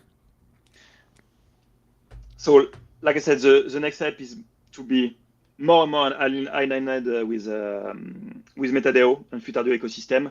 So we are thinking a lot of things. It's a crucial moment for us right now after 7 months of iterating. So moving all our stack on top of Futario. will be a succeed on our side. Maybe a raise, but we are thinking of maybe a raise for us that creates a community on Futadio. I think it's to help us finding a product market fit. I think it will align the community, make it more visible. But for the raise, we're thinking of different thing. Let's say I give you some alpha here, but maybe a 100, 200K raise to make us iterating. We are a small team, less than 10K per month cash burn. So with the 100K, 200K raise, 10, we will be more than enough to iterate, and we try to iterate as fast as possible too. Or another thing, maybe to do a really small raise, starting from the bottom, and just to create, let's say, our a meme coin that can become the company. So we raise 10K, we put $1 monthly allowance, and just we try to do a great marketing about it, and align, iterating on top of that. If we have our own token, we can trying some proposal, playing with Futarchy. I think that's one of the most interesting thing into Futadio too, is like trying stuff with Futarchy, moving the liquidity, iterating, finding idea. So yeah, so the next step is a lot of iteration, a lot of learning, hopefully, and to learn more and more with the MetaDAO ecosystem. Yeah, if you guys are only burning about 10K run rate right now, I mean, if you get a 200K raise, you can probably just literally have the run rate coming from yields. Like, you can earn enough yields to fund the entire 10K run rate, potentially. With that being said, though, I want to talk about this raise, right? If you did go and raise 50, 100, 200K, what would that money be going towards? Salaries predominantly, or how would you guys use it? Mainly salaries. Mainly salaries. It's we have less than 1K in the AI tools. Few Cloud, Venice, Icefield subscription, but many salaries. So many salaries. Got you. Okay. And so relatively pretty low burn, which is great. Okay. That would be interesting. Obviously, we understand what a token can do for bootstrapping distribution. So I think there might be an angle there. Have you guys thought about what that process would look like, or maybe next steps towards that, or timeline? We need to decide by the end of next week. That's the main goal. We've been talking a lot, looking at all the possibility and all of that. But the goal will be for end of August, beginning of September, and pushing hard in September. I think September the goal will be to, like I said, iterating like one launch per week. As I call it a really safe launch if there is no monthly allowance on the raise. So yeah, the goal is pushing as much as possible in September to Got you. Yeah, I think one launch a week makes sense. Really interesting. I think you have something here. I gotta think on this. I do think it's really cool. I think you guys have something here. So excited to see you guys really execute on this. Crypto Jones has one question in the chat here before I let you go. He asks, does the guy who brings the idea to Spark have a say in the team that wants to execute, or how does the selection process work? Of course, it is a decision market, so democratized by nature. But could they maybe come on as advisors? General thoughts there. Exactly. So the one that brings the idea, you have all the possibility. You can throw the idea, go away, and just claim the fees if the money got raised, or he can participate. He can invest himself. He can help during the decision market to trade the proposal. Who should deserve the money? And but obviously, I think if he's the one that brings the idea, for example, the last one was Raka with Basket. As a builder, if you don't listen to him, I think it can be a mistake. You can challenge the idea, but it's open to him. Or he can throw a tweet, go away, or he can involve himself, participate. He can be the builder too, because he can say, okay, maybe one day we will see this happening. Is like, let's wait for this idea. I think it's a really great idea, and I participate myself as a builder. So just and there is a decision market to hire the CEO. That's one of the take I believe from Vitalik when he was talking about Futarchy, like to hire or to fire a CEO. From what I seen at the MetaDAO event, they will have a process to fire the CEO, a decision market proposal to fire a CEO. So let's hire a CEO, and it can be the fairest as possible. So and he can put himself in competition with the other one. Competition, I think, is really great too, to make great thing. So everything is possible for the ideator. Yeah, I mean, even to prove out the model, I wonder if it'd be beneficial for you and your team to even take on one of these projects and act as the operator and just kind of show that it can work in theory. So, all right, very cool. Mathis, we appreciate you, man. I'm looking forward to this. I'm going to keep eyes on the journey here because I think you have something here. Maybe reach out to Mercy, founder of ICM.run, also building Ally app, because I know he's building something to connect founders to get grants with, founders and ideas. There might be something there. I don't know. But all right. I take note of this. Thanks a lot. And thanks a lot for your time. Yes, Mathis. Talk to you soon. Bye. Yeah, guys, that's one I got to think about because I think it is really interesting and it kind of iterates on this believe ICM idea of like launch these idea coins. If the idea is actually genuinely good and valuable, we can push it through the market and get the operator that's going to bring it to life with us. And of course, like as an operator, as a founder, it's a pretty nice gig. It's like, hey, here's this great idea. We already got the funding for you, ready to go. You're going to have a modest salary or whatever the salary is, predefined. Like just work to make it happen. And of course, if it's successful, you get upside in that as well. I think it's interesting. I don't know. I think if I was an operator hanging around and an idea came to me, like it's something I would jump on and take because why not? So very cool. I think there's something here. I need to see this kind of happen in practice. But with the advent of Futardio and MetaDAO and this Futarchy market, it is possible to have like legitimately fund ideas and have upside in those ideas if they're executed. So I think it's a cool idea. It's not trivial, but executed well could be something really interesting. So I do like that. I'm going to think on that for a little while, to be honest, guys. Bifurcation of fees between idea and builder could be a hurdle for new projects. Do you think there should be a buyout for idea guy?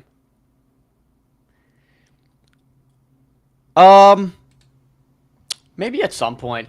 I don't know, dude. I don't think you need much incentives to bring some of these ideas. Like maybe if there is an idea, let's say there's an idea, it raises 50K. Maybe there's like a flat, $500 to go to the guy that made the idea, like rather than perpetual payouts indefinitely. I think that could be a thing. Yeah, I think if you're an idea guy and you get fees indefinitely for an idea, like that's a bit much. People have ideas all the time. Sharing those ideas is another thing. You have to incentivize people to share them. But I think, maybe a flat buyout fee would be more in line, potentially.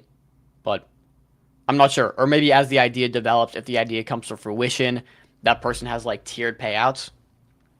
Either way, up for interpretation. I think it was a fascinating conversation though. And I do want to see something like this be successful where people can go and vote on ideas. Because again, it brings me back to like the early iterations of ICM. This is what ICM was. It's like idea markets. It's what EZA is trying to do. It's what EZA is trying to do, except with actual ownership behind the tokens, right? And I think this might be another angle. Like go to these hackathons and have people that are building cool hackathon projects, and again, just bring them to market. Though at that point, it's just like they can go the Futardio route themselves. They don't really need the Spark. Again, I don't know what you call it. Spark's not really a launch pad, right? Because it's because Futardio is the launch pad more so. Spark's more so the venue to validate ideas. I don't know. Guys, what I'm gonna think on. Nonetheless, I don't want to take too much more time because we do have Rivo. We got Luca from Rivo in the it's crowdfunding, right? It's crowdfunding. We do have Luca from Rivo in the waiting room. Rivo, speaking of Futardio, Rivo is the next launch, which I believe has actually gone live on Futardio today. So we'll definitely check that out. But they're doing the Open Agentic Payment Network, and it got an honorable mention from Coliseum, which is obviously, it's a great shout to have. So let's talk about it. The one thing that I saw going into this is, open agentic payment network is their one-liner. And that kind of gets convoluted. I feel like there's so many people iterating on X402 and agentic payment. It's like you really have to do something unique or have an edge to be the dominant winner. And of course, it's still so early, even like it's hard to track from a metric standpoint. So I think that's what the conversation today is going to be largely about, is like, what specifically is Rivo? What's the market you're operating in? And then like, how do you become the winner of such an early emerging market? Because it is something like, it is a fascinating conversation. So without further ado, guys, I'm going to bring out Luca. I want to thank our sponsor, MetaDAO. Remember, if you're looking to raise money, MetaDAO is the best place to do it. And also, as a holder, you get ownership and upside in these companies. $45 million has been raised to date. So shout out to MetaDAO. With that, the Futardio platform is their democratized launching platform, which Rivo is live on now, as far as I'm aware. So, Luca, thanks for coming on the show, man. Thanks for having me on. Appreciate it. Yes, we're excited to talk. As far as I'm aware, you guys are live on Futardio? Yes, the race is live as of 2 hours. Nice. Okay. Yeah. Well, we'll be excited to get into it and see if this is something that's worth investing in. And of course, we have the man, the myth himself on to talk through it. Luca, can you start us off there with a background on yourself so that people can get to know you, so I can get to know you? Who's Luca, and why is he building Rivo? Sure. So I've been in crypto since high school, back from 2015, and I've been kind of investing in and off in Bitcoin and then in Ethereum and in different narratives. And I'm a technical person, so ever since from high school, I was building, just WordPress websites, right, landing pages, stuff like that. And after the AI boom from ChatGPT in 2023, I got into development in crypto specifically. So I joined Web3 as a developer, and since then I've been, developing in crypto. So my first company that I worked at was ZK Markets, which was the largest NFT marketplace on ZK Sync. We worked together with the foundation to bring, smart contract accounts, stuff like that. That was fairly new back then. We did like session keys. We did, batch payments, or batch purchasing of NFTs, sending. We even created like a guarding setup where you could recover your account. So like pretty interesting stuff. But even till this day, smart accounts didn't really pick up to Steam, right? Everyone's still kind of stuck on EOAs. And then after that, I won multiple hackathons. One of them was Luxo's Built Up 2. I got first place. And that was my first real startup, which was Defolio, which was a portfolio management website. Worked on that for 2 years. And due to the objectives that kind of environment of how the blockchain Luxo kind of evolved, which was there was a hack with their staking platform, and then just price went down. And so the ecosystem kind of died down. And then on and off, I've been kind of freelancing, right, building different stuff. And I I learned about Solana, like really got into it in the beginning of this year. And I learned about Super Team Georgia. And this is Are you from Georgia? Yes, I'm from Georgia. Yeah. Georgia seems, obviously we talked with the Rip Cars team not long ago. Georgia just seems like it's an incredible emerging market right now.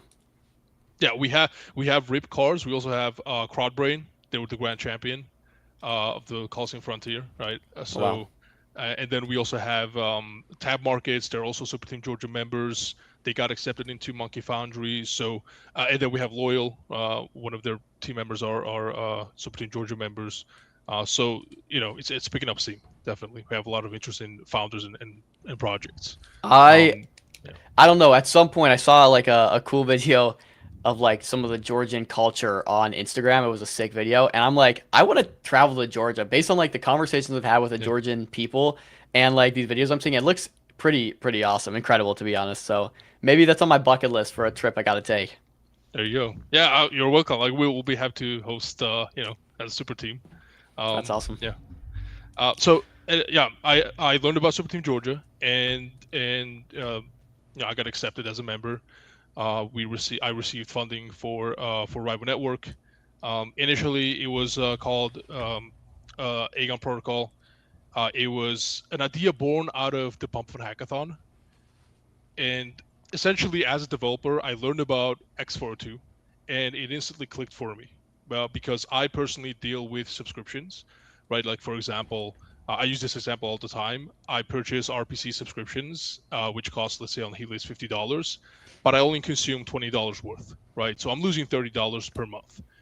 And so what X42 allows me to do is it allows me to purchase APIs on demand when I need them, and I don't need to put up money up front, right? I don't need to be locked into a subscription or into a vendor, right? I can on demand buy anything I want, any type of API, and so that's what kind of convinced me of X402. But then I quickly realized that in order to process same amount of API calls with X402, I would actually be paying 100 times more in transaction fees. And so I realized that X402 needs some kind of a scaling solution. To simply put it, you can't put every single API call on chain, because what X402 is essentially it's a simple stablecoin transfer, right? You're requesting a resource, you're paying in stablecoins, and so you have to pay the transaction fee. And the environment that we're going to have in the future, and even today, is that agents will be making, and they're making thousands of tool API calls, MCP calls, right? And so you can have all of that put on chain. It's just not possible. Not only the transaction fee, but also the latency. And then the third reason, which is the most obvious, is that there's no blockchain that can process billions of transactions per second, right? Even as fast as Solana is, as cheap as it is, I don't think it's possible and feasible to, again, potentially process billions of these on-chain transfers, right? And so that's the main difference between agentic payments, so to speak, and just payments, right? Just payments are, let's say, payroll, right? You're buying something off of Amazon, you're buying something off of eBay, right? You're making high value, low frequency payments, but machines will make low value, high frequency payments. And so you need that high frequency and you need to process that. And blockchains are not really good for it. And so that's what Rai was trying to solve. Okay, so blockchains, and see, this is different than what I've heard, right? I've heard X402 and blockchains are great for micropayments and like agentic transactions. You're saying that's actually not really the case. Maybe I'm misinformed. It's great for micropayments. And if we're talking about like few micropayments, right? The whole thesis is that micropayments are by nature cheaper than transaction fees, right? Like you're going to be paying more in transaction fees than the value that you're transferring.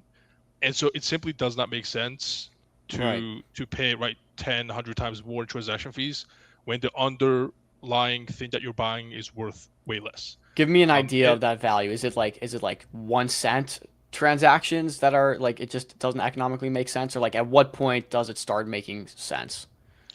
Yeah, so let's take Solana, right? Because Rai was on Solana and it's exclusive on Solana. So on Solana, the average X402, let's say, transaction costs 0.3 zeros and an 8. So let's round it up. Let's say 0.001 cent, right? Now, anything below that does not make sense. An example of that is if your agent wants to look up a wallet address and get all of the balances, that lookup costs roughly 10 times less. And so, right, it doesn't make sense, right? You can get 10 lookups for one transaction fee. Okay. Yeah, RPCs are a great example because they're really cheap. But then also you can have a search API that costs, right, 1/10 of a cent, and then you're gonna pay the same amount of transaction fees. So essentially, right, you're spending more money and then especially if your agent makes thousands of those calls a day, it adds up, right? It stacks up. And so like that's really the target then. I wanted to gear towards like this kind of came out of necessity for you. You saw this as an issue. You're like, okay, someone's got to step in and make a solution for it. Who is the target audience then with this? It's clearly agents, but like what are these agents purchasing? Maybe just give me more insight on the target demographic here. Yeah, this is an interesting question because the whole market, the whole X402 agentic commerce is still fairly new. Now the topic, what people are discussing is mostly like e-commerce, right? Like you have an agent, the agent goes and buys like something off of Amazon, right? Does shopping. But as for what we're targeting, what I'm thinking is the target market, first, straightforward is trading. If you want to have some type of an AI agent that does trading on chain, the agent needs to get access to data, right? You need to get access to the latest on-chain and off-chain data. So best place to swap, right? Best place to get information from, best, I guess, trades, right? You also need access to off-chain data. So on X, for example, you may need to like pull some data on X, what's going on timeline, what's what's the news, whatever, and then AI can just analyze all that data and give you some kind of a summary, right? Trading is like one of those examples where high frequency makes sense, right? Because you need data all the time. There's token launches all the time, right? And you need to analyze a lot of wallets. That's the first one. But then you can expand it to any type of API. So for example, even if your agent does lookups, like needs search, if you give your agent a task to search something, you can have an API that you pay, fractions of a cent, and then you get the search result. And you're not going to be making one search a day, right? You're going to make hundreds and potentially thousands of searches a day.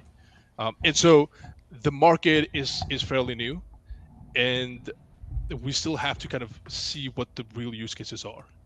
And I think one of the reasons we haven't seen a lot of experimentation is because of the cost.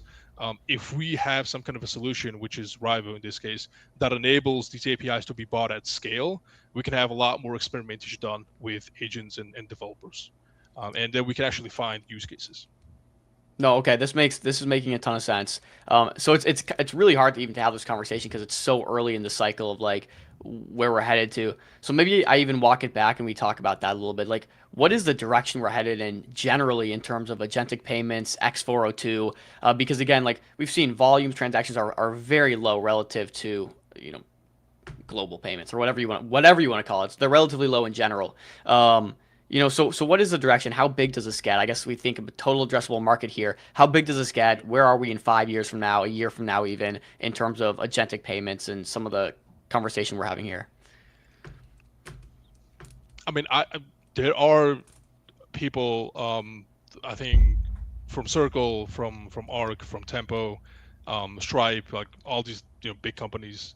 They're thinking by 2030 the agentic commerce, agentic payments market will be in trillions, and majority of transactions on the internet will be done by agents, which makes sense, I think. But it's a bit of a bold statement, right? Like they're making a bet on AI and they're saying it's going to be AI transacting and everything. For me, the way I look at it is that currently the way the API economy works on the internet is through subscriptions. And X402 has a chance to kind of change that and remove the subscription economy, I guess, and transform it into a truly pay-per-call economy. And so what Rivo does is the way I look at it is that we bring on-demand payments, purchasing of APIs, and then we bring the API economy that currently exists on the internet on-chain. Got you. And so you can expand that logic to any type of API, essentially. Pay per call. I think that's what I want to hang my hat on a little bit here because I think that's pretty much the crux of it. You have to now find a solution to make this economically viable, right? And so I think to kind of recap a little bit, we came in here, we said, look, at some point it becomes non-economically viable to buy APIs, to do all these different things. We want to build a solution out to make it economically viable because we believe the direction we're headed is pay per call. So like now that we have kind of the history and lore here, how can you actually go and do it, make it economically viable and bring this pay-per-call reality to life? Great question. So what Rivo is essentially, I think we can get into a bit technical details. So the first step is we have 2 layers of compression. The first one is payment channels. This is an old technology. There's nothing new. It's actually what Lightning Network is built on. So you can think of Rivo as a Lightning Network implementation on Solana, built specifically around X402 agents and APIs.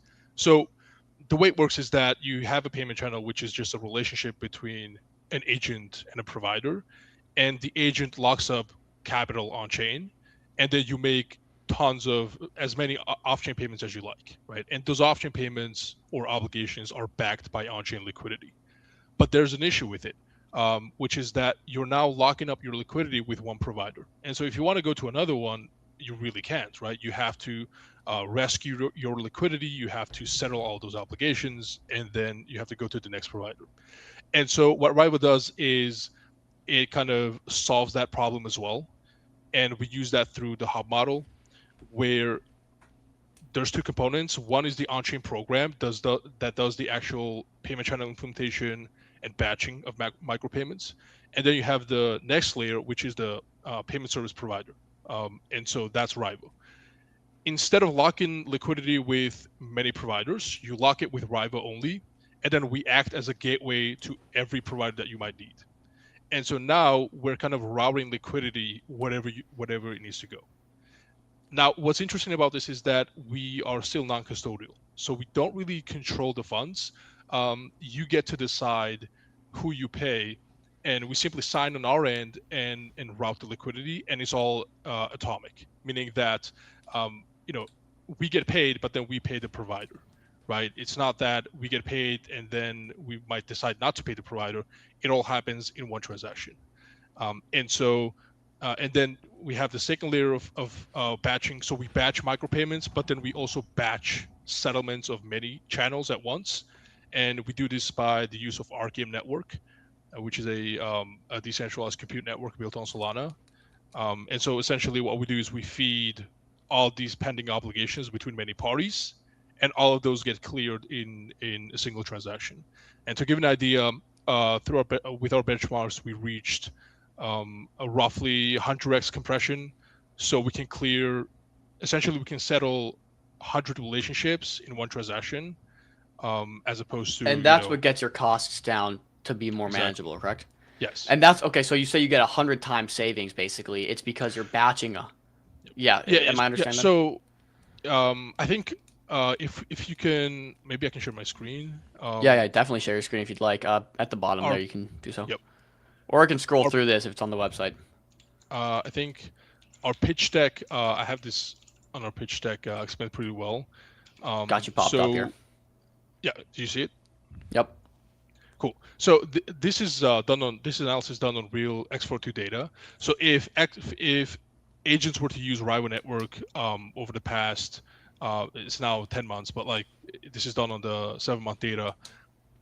The transaction cost that agents paid was about $6,000. With Rival, it would have been about $6. So which is 991 times cheaper. Now, wow. This only grows with scale, right? So as you make more payments, right, within the same amount of time, you essentially get more compression compared to paying transaction for every single API call. So this is the I guess scale that we're talking about. It's not like, it's like $6,000 and then $2,000. It's literally, nearly 1,000x. Exactly, and it grows with scale. So yeah, it kind of scales. Okay, up. so this makes sense. And for like the non-technical people, this is kind of what we want to, I think, stick on for a little bit. So my question now becomes, okay, you pop out a screen. It's clearly over time with scale, generally much more lucrative for agents to use this rather than something else. What's your go-to-market with this now? How do you go and find the people that are power users of agents or the agents that are doing all these transactions and pop the screen up to them and say, look, stop doing it your way. I got savings for you. Now do it our way. You're selling a good product, right? If you're selling a real good product that actually can deliver savings like this, everyone's going to want to use it. How do you get in front of those people? Exactly. That's a good question. It's a bit tricky. You have to market to agents.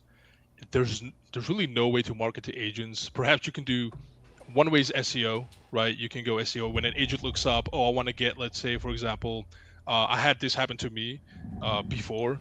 I would ask my agent, can you research this specific transaction? And it would go and look up some tools that it can use to make RPC calls.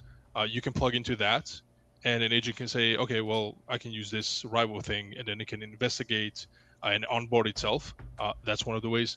And the second way is to actually market directly to developers. So this is done through content, which I plan to do. This is on X and on also other platforms. To actually, because you have developers, the target is not only agents. This is the way I see it. It's also developers, because I personally use this product myself. The gateway is live already, which was built during the Coliseum hackathon. And when I'm doing my testing on DevNet, I'm actually using my own gateway, and my agent doesn't have to go to free RPC links or whatever, right? It actually uses the gateway. So this is ready to go.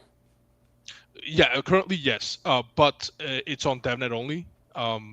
So I'm actually kind of paying myself, really. But I'm talking in terms of UX, right? It's not only agents, it's also developers and just people needing those tools. So to go to market is a bit tricky because, again, the market's pretty small, and you have to kind of find like a specific example. And I did have a lot of providers, a few providers reach out after Coliseum who wanted to integrate the payment stack into their APIs. And then B, I had one of the agentic trading platforms reach out, and they were pretty interested in kind of allowing their own customers and agents to use the gateway to buy those RPC calls to do agentic trading. So I think it's mostly just the first step is providing the supply side, right? Like having APIs that people can buy. And then I think part of it is agents discovering it themselves. And then part of it is just content, right? Just traditional marketing.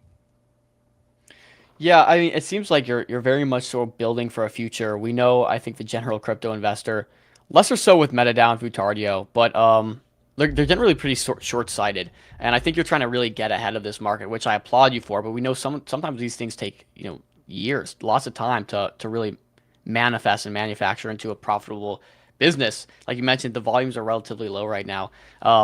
What's your message to those holders or the people that maybe see your vision, but it's like, man, this is maybe a year or two out? What's your general thinking on that as well? I think it's one of the biggest opportunities for me personally, because we're talking about building a new payment primitive that will be used by basically everyone, because everyone will have agents. I mean, AI is not going away. It's becoming more efficient. Right. It's going to be part of our lives even more. And so fundamentally, those agents need data, right? They need services. They need microservices. And so I think fundamentally the thesis makes sense. And you just have to, I guess, understand the vision. Because otherwise, if you think that this is, let's say, for example, I don't know, there's platforms who are maybe short-term more, like Launchpad, for example. If you're launching on the Launchpad, right, there's a lot of competition there, right? The market's already there, it exists. But this is something new, and I think it has a lot of potential. And again, we have Circle, we have Arc, we have we have Tempo, we have Stripe, like all these big companies, Visa, MasterCard. Big right? players Even validating Solana it. Exactly, right? Like everyone's working towards this goal, and so I think there's a unique opportunity here to build something unique and capture the market. I appreciate that answer. I think furthermore, I want to ask, what's your business model on top of this? Again, you compress margins from, I think you showed on the screen, what was it, $6,000 to what was 60 or so, 6, right? $6,000 to 6.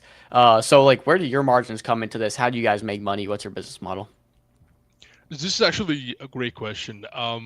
Now, it's a bit tricky. So since we're kind of betting big, we have to bet big. And so this is the next part of the pitch, which is that on the same data, if agents transacted with Rivo, and one of the ideas is that you transact with stablecoins that earn yield.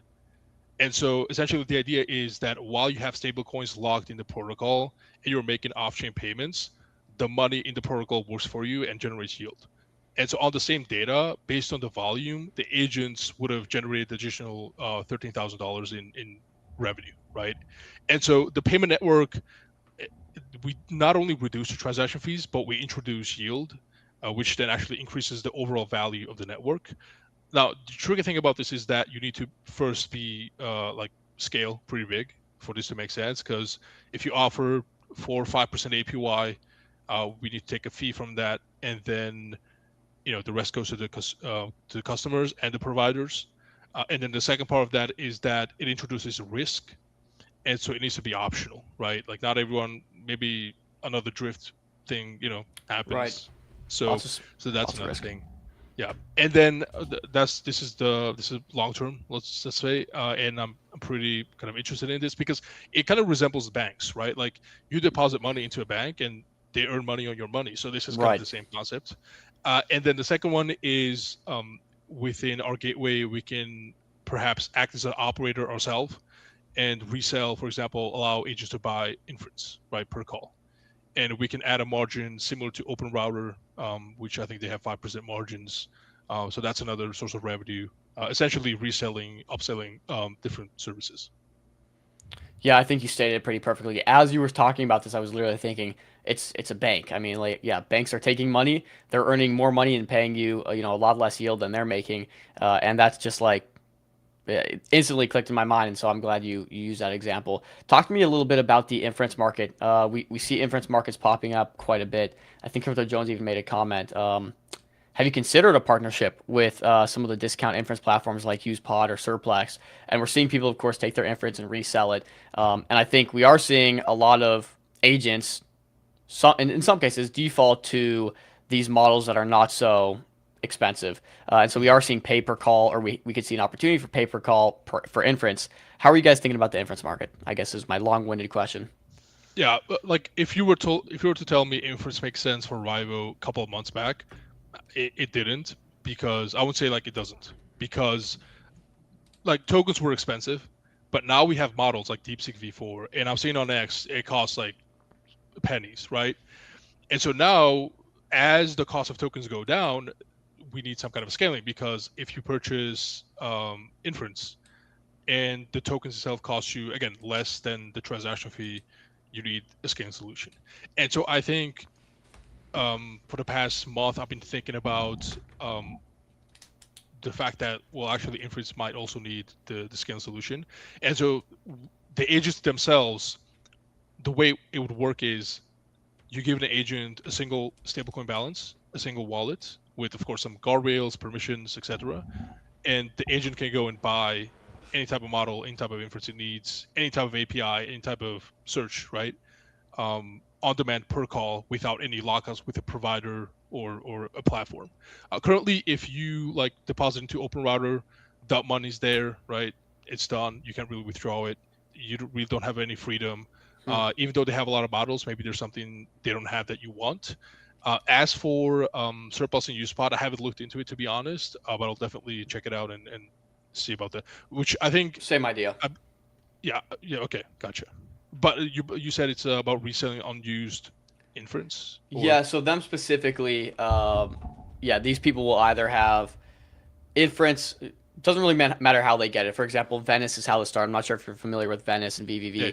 And their model is you stake VVV, you get Diem, and that gives you $1 per day of inference per token you hold, right? And so these people have 100, 200, call it $1,000 of inference per day, and they're only using a fraction of that. So what they're doing is taking that inference that they're earning and they're reselling it on these marketplaces. Again, Venice is one example. People can do this with however they get their hands on inference, right? That's beyond the point. And then they're reselling that for a discount on these platforms, if that makes sense. Yeah, it definitely does. But the same logic applies, right? Like if you have a model that's fairly cheap, and you're gonna pay per call, and we're talking about like paying with stablecoins, and no vendor lockups, no API keys, no. This is another part as well. Like agents, like you're making agents more efficient, right? Because agents spend less tokens because they don't have to sign up, they don't have to link a card, they don't have to generate APIs or manage API keys, and so you just have a wallet, a balance, and you just buy whatever you need, right, including inference. Yeah, Luca, I think this makes a lot of sense to me. I think it's a long-term vision. I think, like, directionally, you're right. It's very validating. There's a lot of big players building in this direction. And so I am excited to see this future kind of come to life. Maybe as we start wrapping this conversation, you talk me through a bit of that vision and just the roadmap that you guys have, where you see this heading. If you do get that funding, if you guys manage to get this raise closed out and hit your goal, what kind of comes next from that point?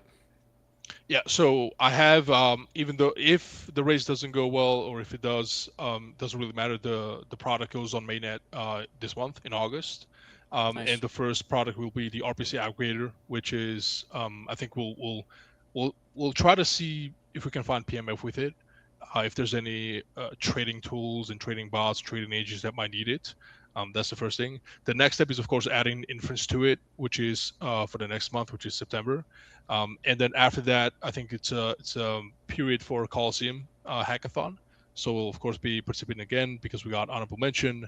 Nice. And, of course, like Unruggable, for example, participated 4 times. So, like, you got to keep building, right? It's not like a one-off hackathon. It's actually a startup competition. So that's also on the roadmap. And then the rest is just simply finding providers that are willing to kind of monetize their APIs to agents, and then finding PMF on the agent side, see what kind of tools agents want and need. Yeah, fascinating conversation. I think, again, if you show a product that just, excuse me, that gives you a ton of savings, it almost seems like a no-brainer not to use it. And we talk about this over and over and over, time and time again on the show, that I think at some point, agents are obviously just going to choose whatever's the most economically viable option. And so there doesn't really need to be necessarily a salesperson. I'm not advising against going and evangelizing and selling it, but I think at some point we get to a point where agents are naturally going to find the best economic solutions. And if that is Rivo, like, you're just going to get those flows by nature. So I look forward to that future. I think what you're building is really, really cool. And I think you're a very well-spoken founder. So best of luck to you. Thank you. Appreciate it. Yeah. We'll stay in contact and talk soon. Cool. See you. All right. Peace. Yeah. Very, very cool stuff there.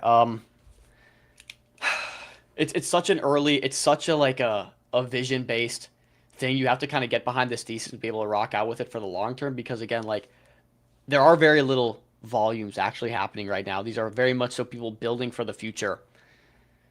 The people that build for the future and position according to, where they think it's going to go are going to do very well, of course, if that's the direction it takes.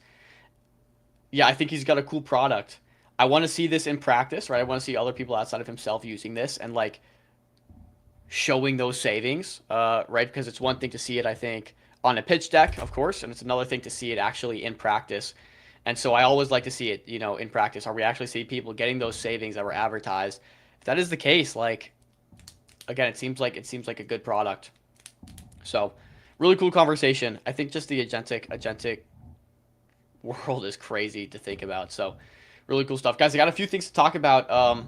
Won't take too much of your time on this Friday, but that's 3 calls. Been a good interview day so far. Let's talk markets though. Crypto Jones, how we doing? I see you rocking it out with me today. I guess I should ask more on overhead and spend. Of course, guys, this is live. If you want to go check it out, right? The Rivo network is live right now on the Futardio platform. I'll pull it up here for you guys. If you found the conversation interesting and you think this is an investable token, of course, do your own due diligence. I think we had a great conversation here. You can do it through the Futardio Launchpad. So go check this out. More information that we could have covered today is going to be on here. So again, how much they're raising, what the FDV is going to be, how much they're going to spend, like the allocation, right? It's all going to be right here. And it seems to be, yeah, $8,000 a month, which is relatively low, of course. Very modest salary. Infrastructure is $1,500. So there's your answer, Crypto Jones. $1,500 for marketing, AI and dev tooling, $1,000. So that gives you 14 months of runway, assuming that there are no votes raised to further spend outside this $8,000 budget. So pretty cool stuff. But yeah, interesting conversation. I think that was the biggest takeaway for me as well. Luca, he kept it pretty high level for us. We got a little bit technical during some points, but like, I think he is a great, seemingly, of course, hard to tell so early on, but seemingly a great founder. He understands the market he's working in. I love to see products that come from out of necessity. Like, I love to. Experimentations are cool, but when I have a founder that comes on and says, dude, this issue kept coming up where it doesn't make economic sense to pay per API call or whatever, and this is like an issue that I faced, I need to build a solution for it. You find time and time again, if you have a problem with something, there's a really good chance that there's a lot of other people having that exact same problem. So I love to see that in a founder. That's a founder trait, and a product trait I love to see is problem and solution. So I agree, Crypto Jones. I like Rivo. Lucas sounds like the right guy for the vision. He does. He sounds like the right guy. If Rivo succeeds, what does the agentic economy look like 3 years from now, and where does Rivo fit into the ecosystem? That's the biggest hurdle for me. It's like, I think we can all get on board with like this agentic economy. X402 was really hot a couple months back, and it kind of aged into nothing. We haven't really seen those volumes meaningfully pick up. Like, it hasn't been something yet. Does not mean it's not going to be. But yeah, I think the biggest hurdle here is you're at the will of the market. You can build the products. You can have great tooling. You can be the best for years and years and years and years. But until the market comes around to it in terms of like volume and actual usage, it means nothing, right? So it is a big like 6, 12, 1 year plus out from now conversation. And that's the biggest drawback I think I would face is the timing. Holders are very impatient. just generally in crypto on Solana. And again, I said less so for MetaDAO. We see the holders actually being much more resilient on MetaDAO and Futardio. But yeah, to be beholden to the market is a dangerous thing. And I think this is a longer term vision. And not that you should, I think you should bet on long term visions. I wish the collective of crypto would bet on long term visions more than they do. But we unfortunately don't see a lot of that right now. So I don't know. Ahmed, I'll answer this question for you in the best I can. What does the agentic economy look like 3 years from now, and where does Rivo fit into this ecosystem? I can't speak for the Rivo team, but I can say in 3 years from now, roughly 2030. I'll even extend it maybe. Roughly 2030. We're halfway through this year, a little over halfway through this year, right? So extend this to 2030. Where do we go? And I mean, Luca kind of made the point for that on the stream. Like everyone's basically foreseeing and projecting that 2030, by that time, we'll have pretty fully functioning agentic economies where everything you do is happening with an agent, right? Your shopping, your transactions, your API calls, your whatever it might be, an agent's really taking over a lot of that workload, a lot of that busy work, a lot of this kind of stuff. So I think I foresee that future too. We're accelerating so fast with AI. Yeah, I mean, I just think generally AI agents take over all those tasks, and we see a lot of those micropayments, microtransactions. But again, that's 3 years out. Like that's 3 years out. I don't see it. I don't see this being a thing by the end of the year in a big way. I think that's a little bit jumping the gun. If someone has been actively supporting Rivo by creating educational content and engaging with the community, how could they potentially become an official contributor or ambassador? Yeah, great questions. I would divert you to Luca on that. I'm not a part of the team, or I do not know. So go ahead. I'm sure Luca, he's in the waiting room, so he can hear all this right now. Go ahead and shoot him a DM, and I'm sure he'll check that at some point. Would have been good to get more into what the upside holders can expect. Yeah, unfortunately, we have to keep it on time because I got a few more things to cover. But check it out, guys. Do some more research. Nonetheless, let's talk about the markets right now. I got a few tweets to go through, so I'm gonna run through some of these. I saw Hayden Adams, of course, founder of Uniswap or CEO of Uniswap. Founder. Reply to a Frank post. And of course, we've been seeing a lot of people kind of with this theory and thesis, and I kind of tend to agree. Yeah, I think I used literally this exact nothing burger verbiage when I was talking about kind of Pons and Pons going into a bottom. But Frank said, Uniswap launch is kind of a nothing burger so far. Frank's stealing the vocab here. Frank, you can say what's up in the chat, bro.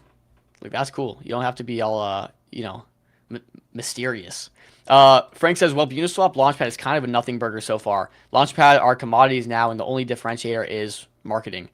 Again, we've had every single Launchpad under the sun on this show, and the thing it comes back to is, like, you either have to have a really great pipeline of builders, you have to have some really unique offering, or you fall into the bucket of the million other sea of Launchpads that, has no moat. He goes, you can't enter the Launchpad game in 2026 and expect to grow without helping the coins themselves grow. I don't know why I thought it would be different.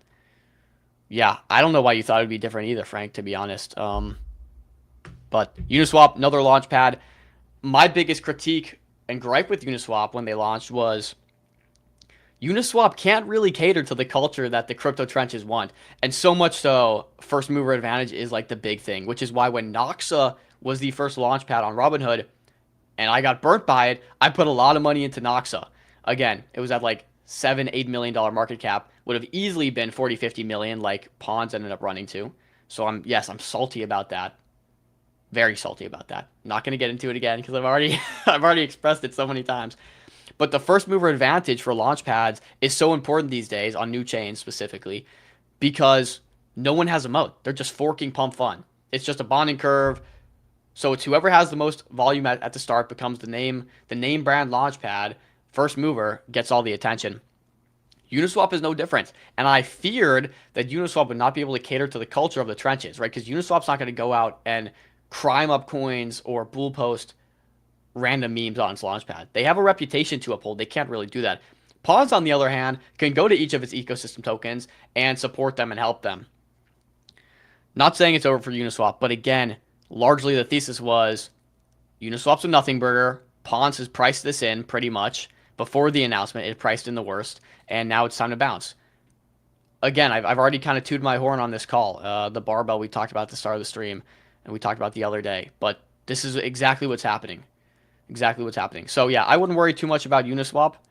They do have lower fees. Maybe it takes or siphons off some percentage of the Launchpad market share, but again, just add it to the list of million Launchpads we have. Not too worried about it. But we did get a response. Now, where is that tweet I just had pulled up? Okay, boom. We did get a response from the Uniswap team on this. Hayden Adams says 2% spreads are not the result of something that has been commoditized. I think he's again falling back on this. We're taking the fees down extremely low, and that's kind of where we have our moat. So, I don't know. Agree or disagree, it don't matter. Let's talk. Since we're on the Pons conversation, I'll tab over here to Sparkling P, who put out a post. He goes, Pons has now reclaimed the #1 launchpad spot on Robinhood from Pools. When Pools launched initial volume did crush on Pons, less than 48 hours later, Pons is back at the top spot. See the chart below. Pools hasn't produced anything of note since launch, and Pons coins like and NASDAQ have started to run. Only 19 million for the #1 launchpad on Robinhood. Yeah, again, doing 100K in buybacks every day, I think, is the important part here, right? Because again, price to earnings are like they're at like a 1 to 0.6 right now or something crazy. And again, they're so compressed, or I guess discounted, because Pons has had such a short shelf life so far, right? Pump Funds proved itself for a year, hence the earnings can be at a multiple, although still super compressed for Pump Fund. I think those goes up. You understand how my take there. But yeah, so Pons still looks good.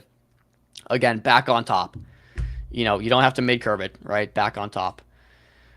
Let's talk Stonk, man. Let's talk Stonk. We covered this a little bit at the start of the show. We see RWAs are coming to Solana. Again, they kind of birthed RWAs on RWAs were kind of birthed on Solana. Now they're kind of coming back after Robinhood took a bit of the lion's share there for a moment, a week or two. Jeff, he does good content. You know, it's going to be a wall of text, but if you can digest it, it's always pretty good reads. He goes, updated Stonk data. Platform burns. And I think we're going to go on the Stonk.fund platform, the Stonk's Fund platform, and check it out. They've burned approximately $309,000, which is 42.19 million Stonk. The breakdown, platform fees, 10 point, blah, blah, blah, total burn. Again, you can read through all this. I think generally the top covers everything we need to know. $309,000 burned so far on this platform. 60% is used to buy Stonk on the open market and burn it. The remaining portion is retained. Recent development, besides the pre-stock partnership, Stonk has also updated the UI, released public developer versions, blah, blah, blah, blah, blah. So yeah, again, burns are happening with Stonk. I'm gonna pull up this chart for y'all. Let's see. Yeah, 7 mil, about where we were at the start of the stream today, but looking pretty good. I want to pull up their platform because they've had a few runners, and I say runners, you know, above a million, but not anywhere past like the 10 million mark. Yeah, nobody's asking for another launchpad. Nobody wants another launchpad. The X402 stuff is pretty cool, I'll say that. Nobody needs another freaking launchpad. We need experimentation. Okay, so here's the Stonk Fund website. So look at that butthole is actually at 3.2 million, and this is the Anthropic logo. Looks like a butthole is the meme. Okay. Yes, this is the part. This is the type of market we're in right now. This is what we're talking about. But we have to cover the runners. This chart looks freaking great. This chart looks incredible, dude. I'm not gonna lie. This is the butthole chart, and you can see. Again, I can't believe that these words are coming out of my mouth. But this is the butthole chart. You can see that the image is like the Anthropic image, which resembles the chocolate starfish, right? The butthole. And this is paired. Now, of course, this is where it gets special. This is paired against Anthropic.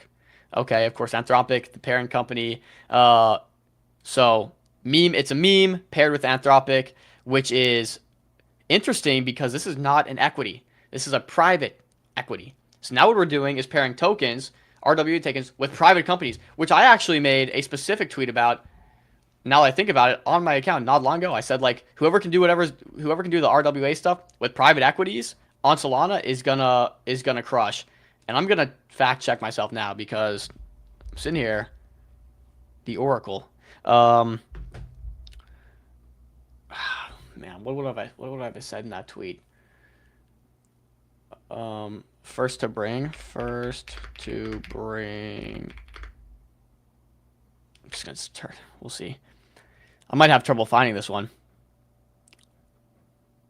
Ooh, no. Damn, boys. But I said this. I said whoever can bring private equity pairings is going to be able to crush. It kind of is. So this is paired with Anthropic. It's a meme. We know these memes are doing good. It's kind of like the first mover on the platform. Okay, cool. Butthole. That's great. Whatever. Manlit, and this is paired against Ansem. Okay, so this is where things get really... I do actually think the Stonk Fund platform is pretty cool. Pairing tokens against anything. Private equities, coins, meme coins, equities, whatever it might be. Like, it is actually a pretty cool thing. So I agree, we don't need another launchpad, but in this case, it's a little bit unique in this sense. So I think that's, like, this is pretty cool. So Manlit is another meme paired against Ansem. I don't really understand the meme, per se, here. And again, how this works, just like anything paired to Solana, it's affected by Solana going up or down, right? So it can have a very good effect or it can have a very bad effect. Stonk in this case is paired to the SPY, right? So if the broader market goes up, Stonk will go up with it. If it goes down, it'll go down with it. So it acts as, an accelerator or a decelerator, I guess you could say, based on what's paired with. I think a lot of these token pairings are risky. Like, I think they're a little risky. I think pairing to USDC, Solana is great. I think once you start getting down the risk curve in, like, I'm pairing Stonk to... And this is where it really gets crazy, because you can have a meme coin paired to another meme coin, which is extremely hyper volatile. And so if this goes up 10x, your token's going up 10x, but now you also have the meme on top of it. So you can get incredible swings. And again, for better or for worse, I guess, in this case. But yeah, so this is the platform. You got Fries here, which is paired to McDonald's on Xstock. You got GTA 6, which is paired to Take-Two. This is pretty incredible to look at, guys. I'm not going to lie. Like, these are all token pairings. You can really pair to anything. And I'm seeing pre-stocks. I'm seeing equities. I'm seeing meme coins. Like, this is actually pretty tough. I'm not going to lie. It's pretty cool. Redacted paired to Zcash. I don't know. I like this. I definitely like it for memes, because for the longest time, we've seen memes kind of be denominated in USDC or Solana or whatever it is. But it makes a lot more sense if you have a meme that's directly rooted in the culture of what it's supporting, right? So in some cases, if you have an Elon Musk meme, you can pair it in SpaceX, right? It makes sense. It makes sense. I don't know. Kind of bullish, especially knowing that Stonk has a 60% buyback feature, and they've done 300K or whatever, which is relatively significant to the $7.2 million market cap. Obviously, the stat to track is what kind of launches do we continue to see? Do we see the launches do well? Butthole being at 3 million is pretty impressive, I'm not going to lie. Though outside of that, there's really nothing. This let's kind of run. But I want to see some other stuff get to the 7-figure market cap level, and then we can start talking. But I'm keeping eyes on Stonks, or Stonk, that is. I think that's pretty cool. There's a few people with write-ups on it, so I want to cover those. And we talked about Jeff. We already covered Jeff. Okay, maybe I don't have any more write-ups on it. Outside of my boy Benji, of course, in the MCG Discord, who said, observing logjams large size and stocks. So we see Loglim has bought $125,000 of Stonk, top 10% size. So people are sizing in, people are taking note, paying attention to it. We don't have something like this really on Solana, as far as I'm aware. So this is added to my watch list. I'm keeping eyes on it. Pretty cool. Let's see. Got another tweet on Pons here. I should have read this when I was doing the Pons conversation, but I think it's just more so on the drama surrounding Uniswap and Pons. So the founder of Pons has unfollowed the Uniswap founder. I should probably follow my bro here. If Ozzy doesn't follow me back, I'm gonna be pissed. BankerBot is moving to SushiSwap despite bad margins. I don't really know what BankerBot's doing right now, to be honest, bro. Like, what? Uniswap declared war with their launchpad and ended up looking bad, waiting on Pons' next play. Yeah. What is going on here? I don't know, bro. I said at the start, like, Uniswap feels like they're cannibalizing their own ecosystem. For what? I guess I saw some of the vision, but just I don't know. Difficult here. Let's talk Pump Fund. It looks like Pump Fund's making a push towards social. Of course, FOMO is just absolutely dominating right now in terms of where traders are at. Congrats to FOMO, man. I did not see it coming, to be honest.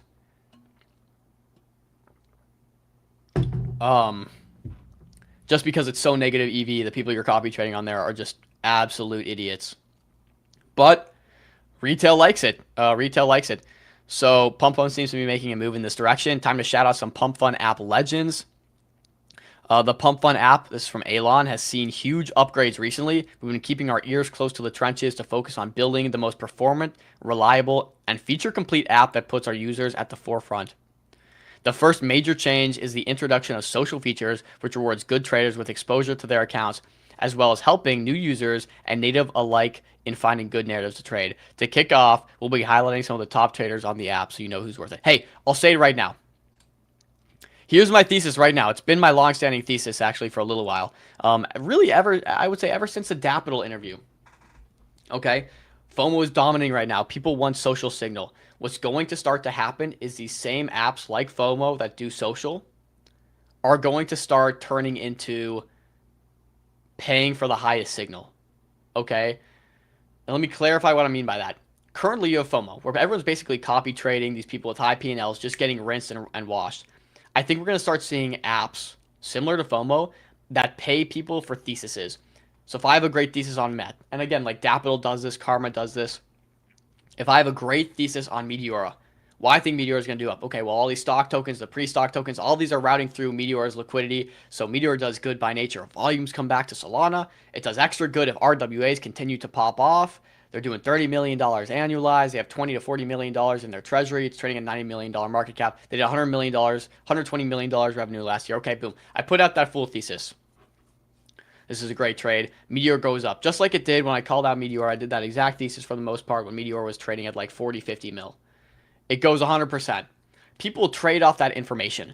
And I think that's the direction we're going to head into. When people come onto MTG and trade off that information, when people go and see Crypto Jones post and trade off that information, when someone gives a really good thesis and actually you can attribute the flows of that trade to that person, they're going to start getting paid. And so what I think you start seeing is apps like FOMO, apps like Pump Fund, apps like Karma, apps like Dapital, where people go and build these theses and actually give you plus expected value to watch and follow these people, are going to start getting fees from the flows that are routed through those traders, or through the theses. So I do think it actually ends up being a good thing, where right now it's pretty low signal. You get a lot of noise, you get a lot of P&L flexors, you get a lot of copy trading, super low signal, kind of negative EV. I think this starts shifting to plus EV, and it kind of creates a filter for people that actually give valuable theses time and time and time again are going to start getting paid, start surfacing to the top, and we're going to actually start seeing I think a lot more of those fundamentally sound tokens start to run for this reason. So I guess I'm bullish on the direction. That's my little prediction.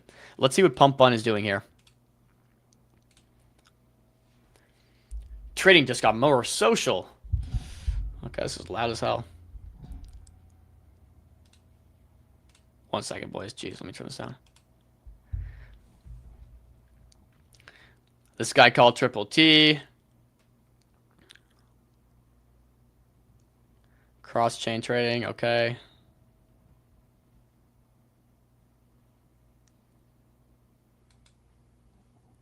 Apple Pay's a big one. Yeah, look, Pump Fund's clearly making a big push to onboard retail normies. FOMO's done this incredibly well. I think everyone realizes right now it's an untapped market to tap into these normies, and I think Pump Fund's really trying to master that. Let's see. Let me walk through this a little bit again. Trading just got more social. Get in, good time to buy, whatever. This guy, he calls out a coin. He posts about it. Okay. 17 million. His followers get alerted, right? Blah, blah, blah. I'm not sure what that was. So does he get paid if his followers... it looks like he's paying his follower. It looks like... What is this? Money going out to all his followers. Maybe his followers are getting in, they're making money. Okay. So see, I was wondering if they're doing a situation where this guy calls it out and his followers ape in because of his call out, and he gets a piece of the fees Doesn't seem to be the case. It's going to happen. It's going to happen. It's going to be a race to zero. Whoever can give the best fees to the people that are giving the best theses and call-outs. 100%, I think that's where we're headed. Because why not? If I'm going to come on here and give a great thesis and people are going to tail me in it, why am I not getting paid for it when the margins on these trading terminals are just insanely massive? The margins on these trading terminals are like nearly 100%. It's pretty insane. Pretty insane. Did I see Mer's latest post on Meteor Season 2 announcement? I tagged you in it. If it happened during the stream, I haven't seen it. No. I have seen some rumblings, though.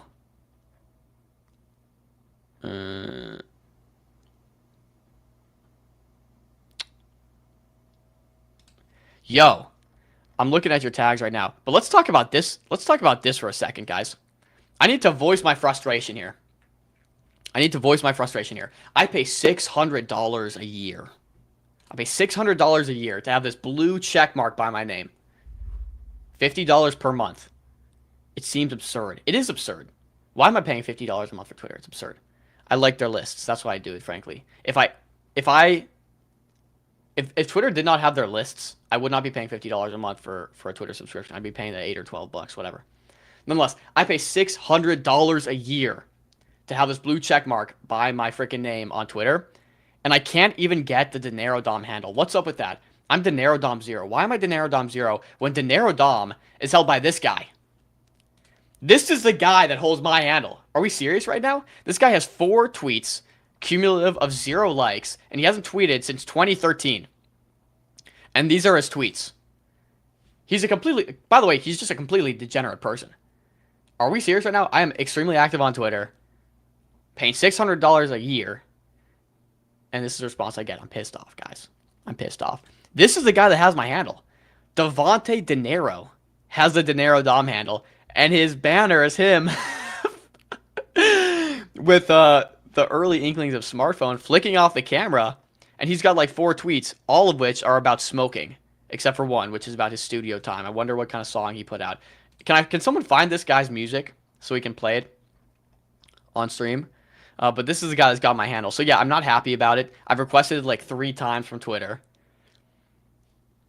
What are we doing? Also, Solana put out this tweet. World Series of Poker in the Bahamas.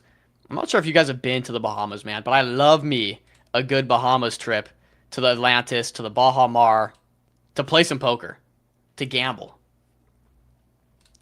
Oh yeah, that Dinero Dom guy is really the GOAT, bro. I'm not gonna lie. His music's fire, and he smokes loud. But, bro, if Solana hosts a World Series of Poker event in the Bahamas, I'm there tomorrow. Best believe it. This poker event was actually pretty sick. Crypto Jones, man, I'm looking for your tag. Can you just like DM me the post or something?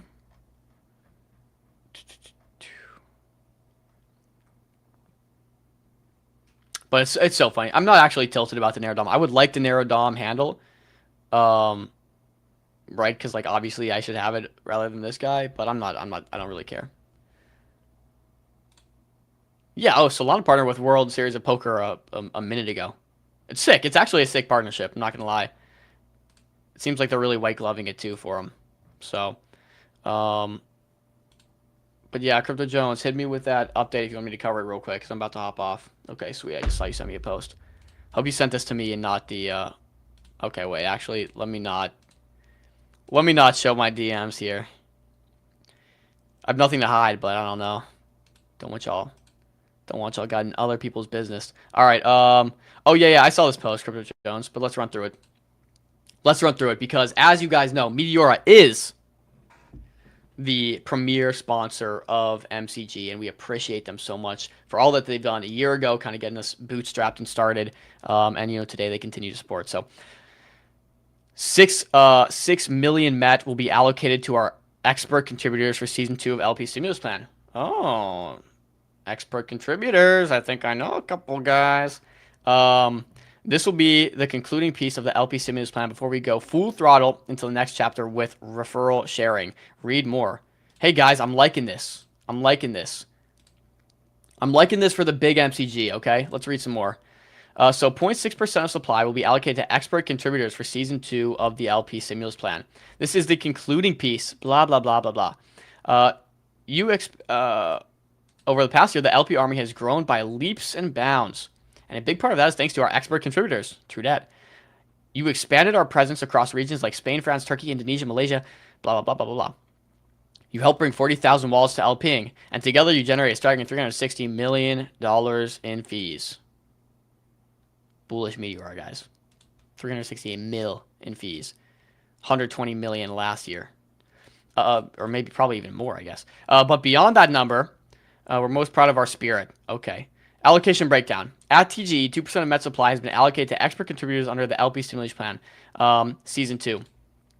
This allocation will go towards expert contributors, i.e. folks prolific at Meteor LP Tech and who actively distribute and the expertise that grows the LP army. We do lots of good LP work. We're much more in terms distributing like Meteor ecosystem stuff, but we definitely do LP stuff on here. Shout out Crypto Jones, of course, our LP guy. Core contributors. This group consists of a fixed list of active LP Army creators and project leads that have been working directly with me, as well as the LP Army leads throughout Season 2. Everybody in this group will receive a flat allocation to recognize their activity, their active body of work across the period. No submission is required from this group. MCGs, I don't think is in that group. Public submission. We can do this, though. On top of Group 1, we also want to open up public to recognize as many experts as possible. Public submission will open at contributors at Meteor on August 10th. Hey guys, if you're in this community, you've probably done a lot of LPing, you've seen Meteor for a long time, you can go ahead and register for this as well. Cool. No, I like it. I like it, bro. Meteor's always looking out for the community, bro. I'll tell you that much. So yeah. Alright guys, I think that kind of does it for me. We're looking good, man. Stonks is exciting. I'm trying to get them on the show. I really am trying to get them on the show, but I think they're anonymous, so, you know, what are you going to do? But exciting stuff happening. The trenches are hot. Things are exciting. RWA is heating up on Solana. We're at the forefront of it. MCG's cooking. Guys, if you haven't already, give us a follow. Again, thanks to our sponsors, MetaDAO, the best place to raise, the only place for ownership as holders. And Meteor, of course. Make sure you're LPing with the LP army. Make sure you're providing liquidity. Make sure you're checking out the ecosystem. We appreciate you guys. If there's anything last minute you want me to cover, I can do it. We'll keep it short and sweet. Have a good weekend. It's Friday. Next week is going to be a banger. Still getting that schedule done. If you have any people you want to make sure get on the show, drop it in the Discord, DM me, whatever. I'll check them out. But this has been good stuff. My guys, appreciate you. Talk soon. Peace.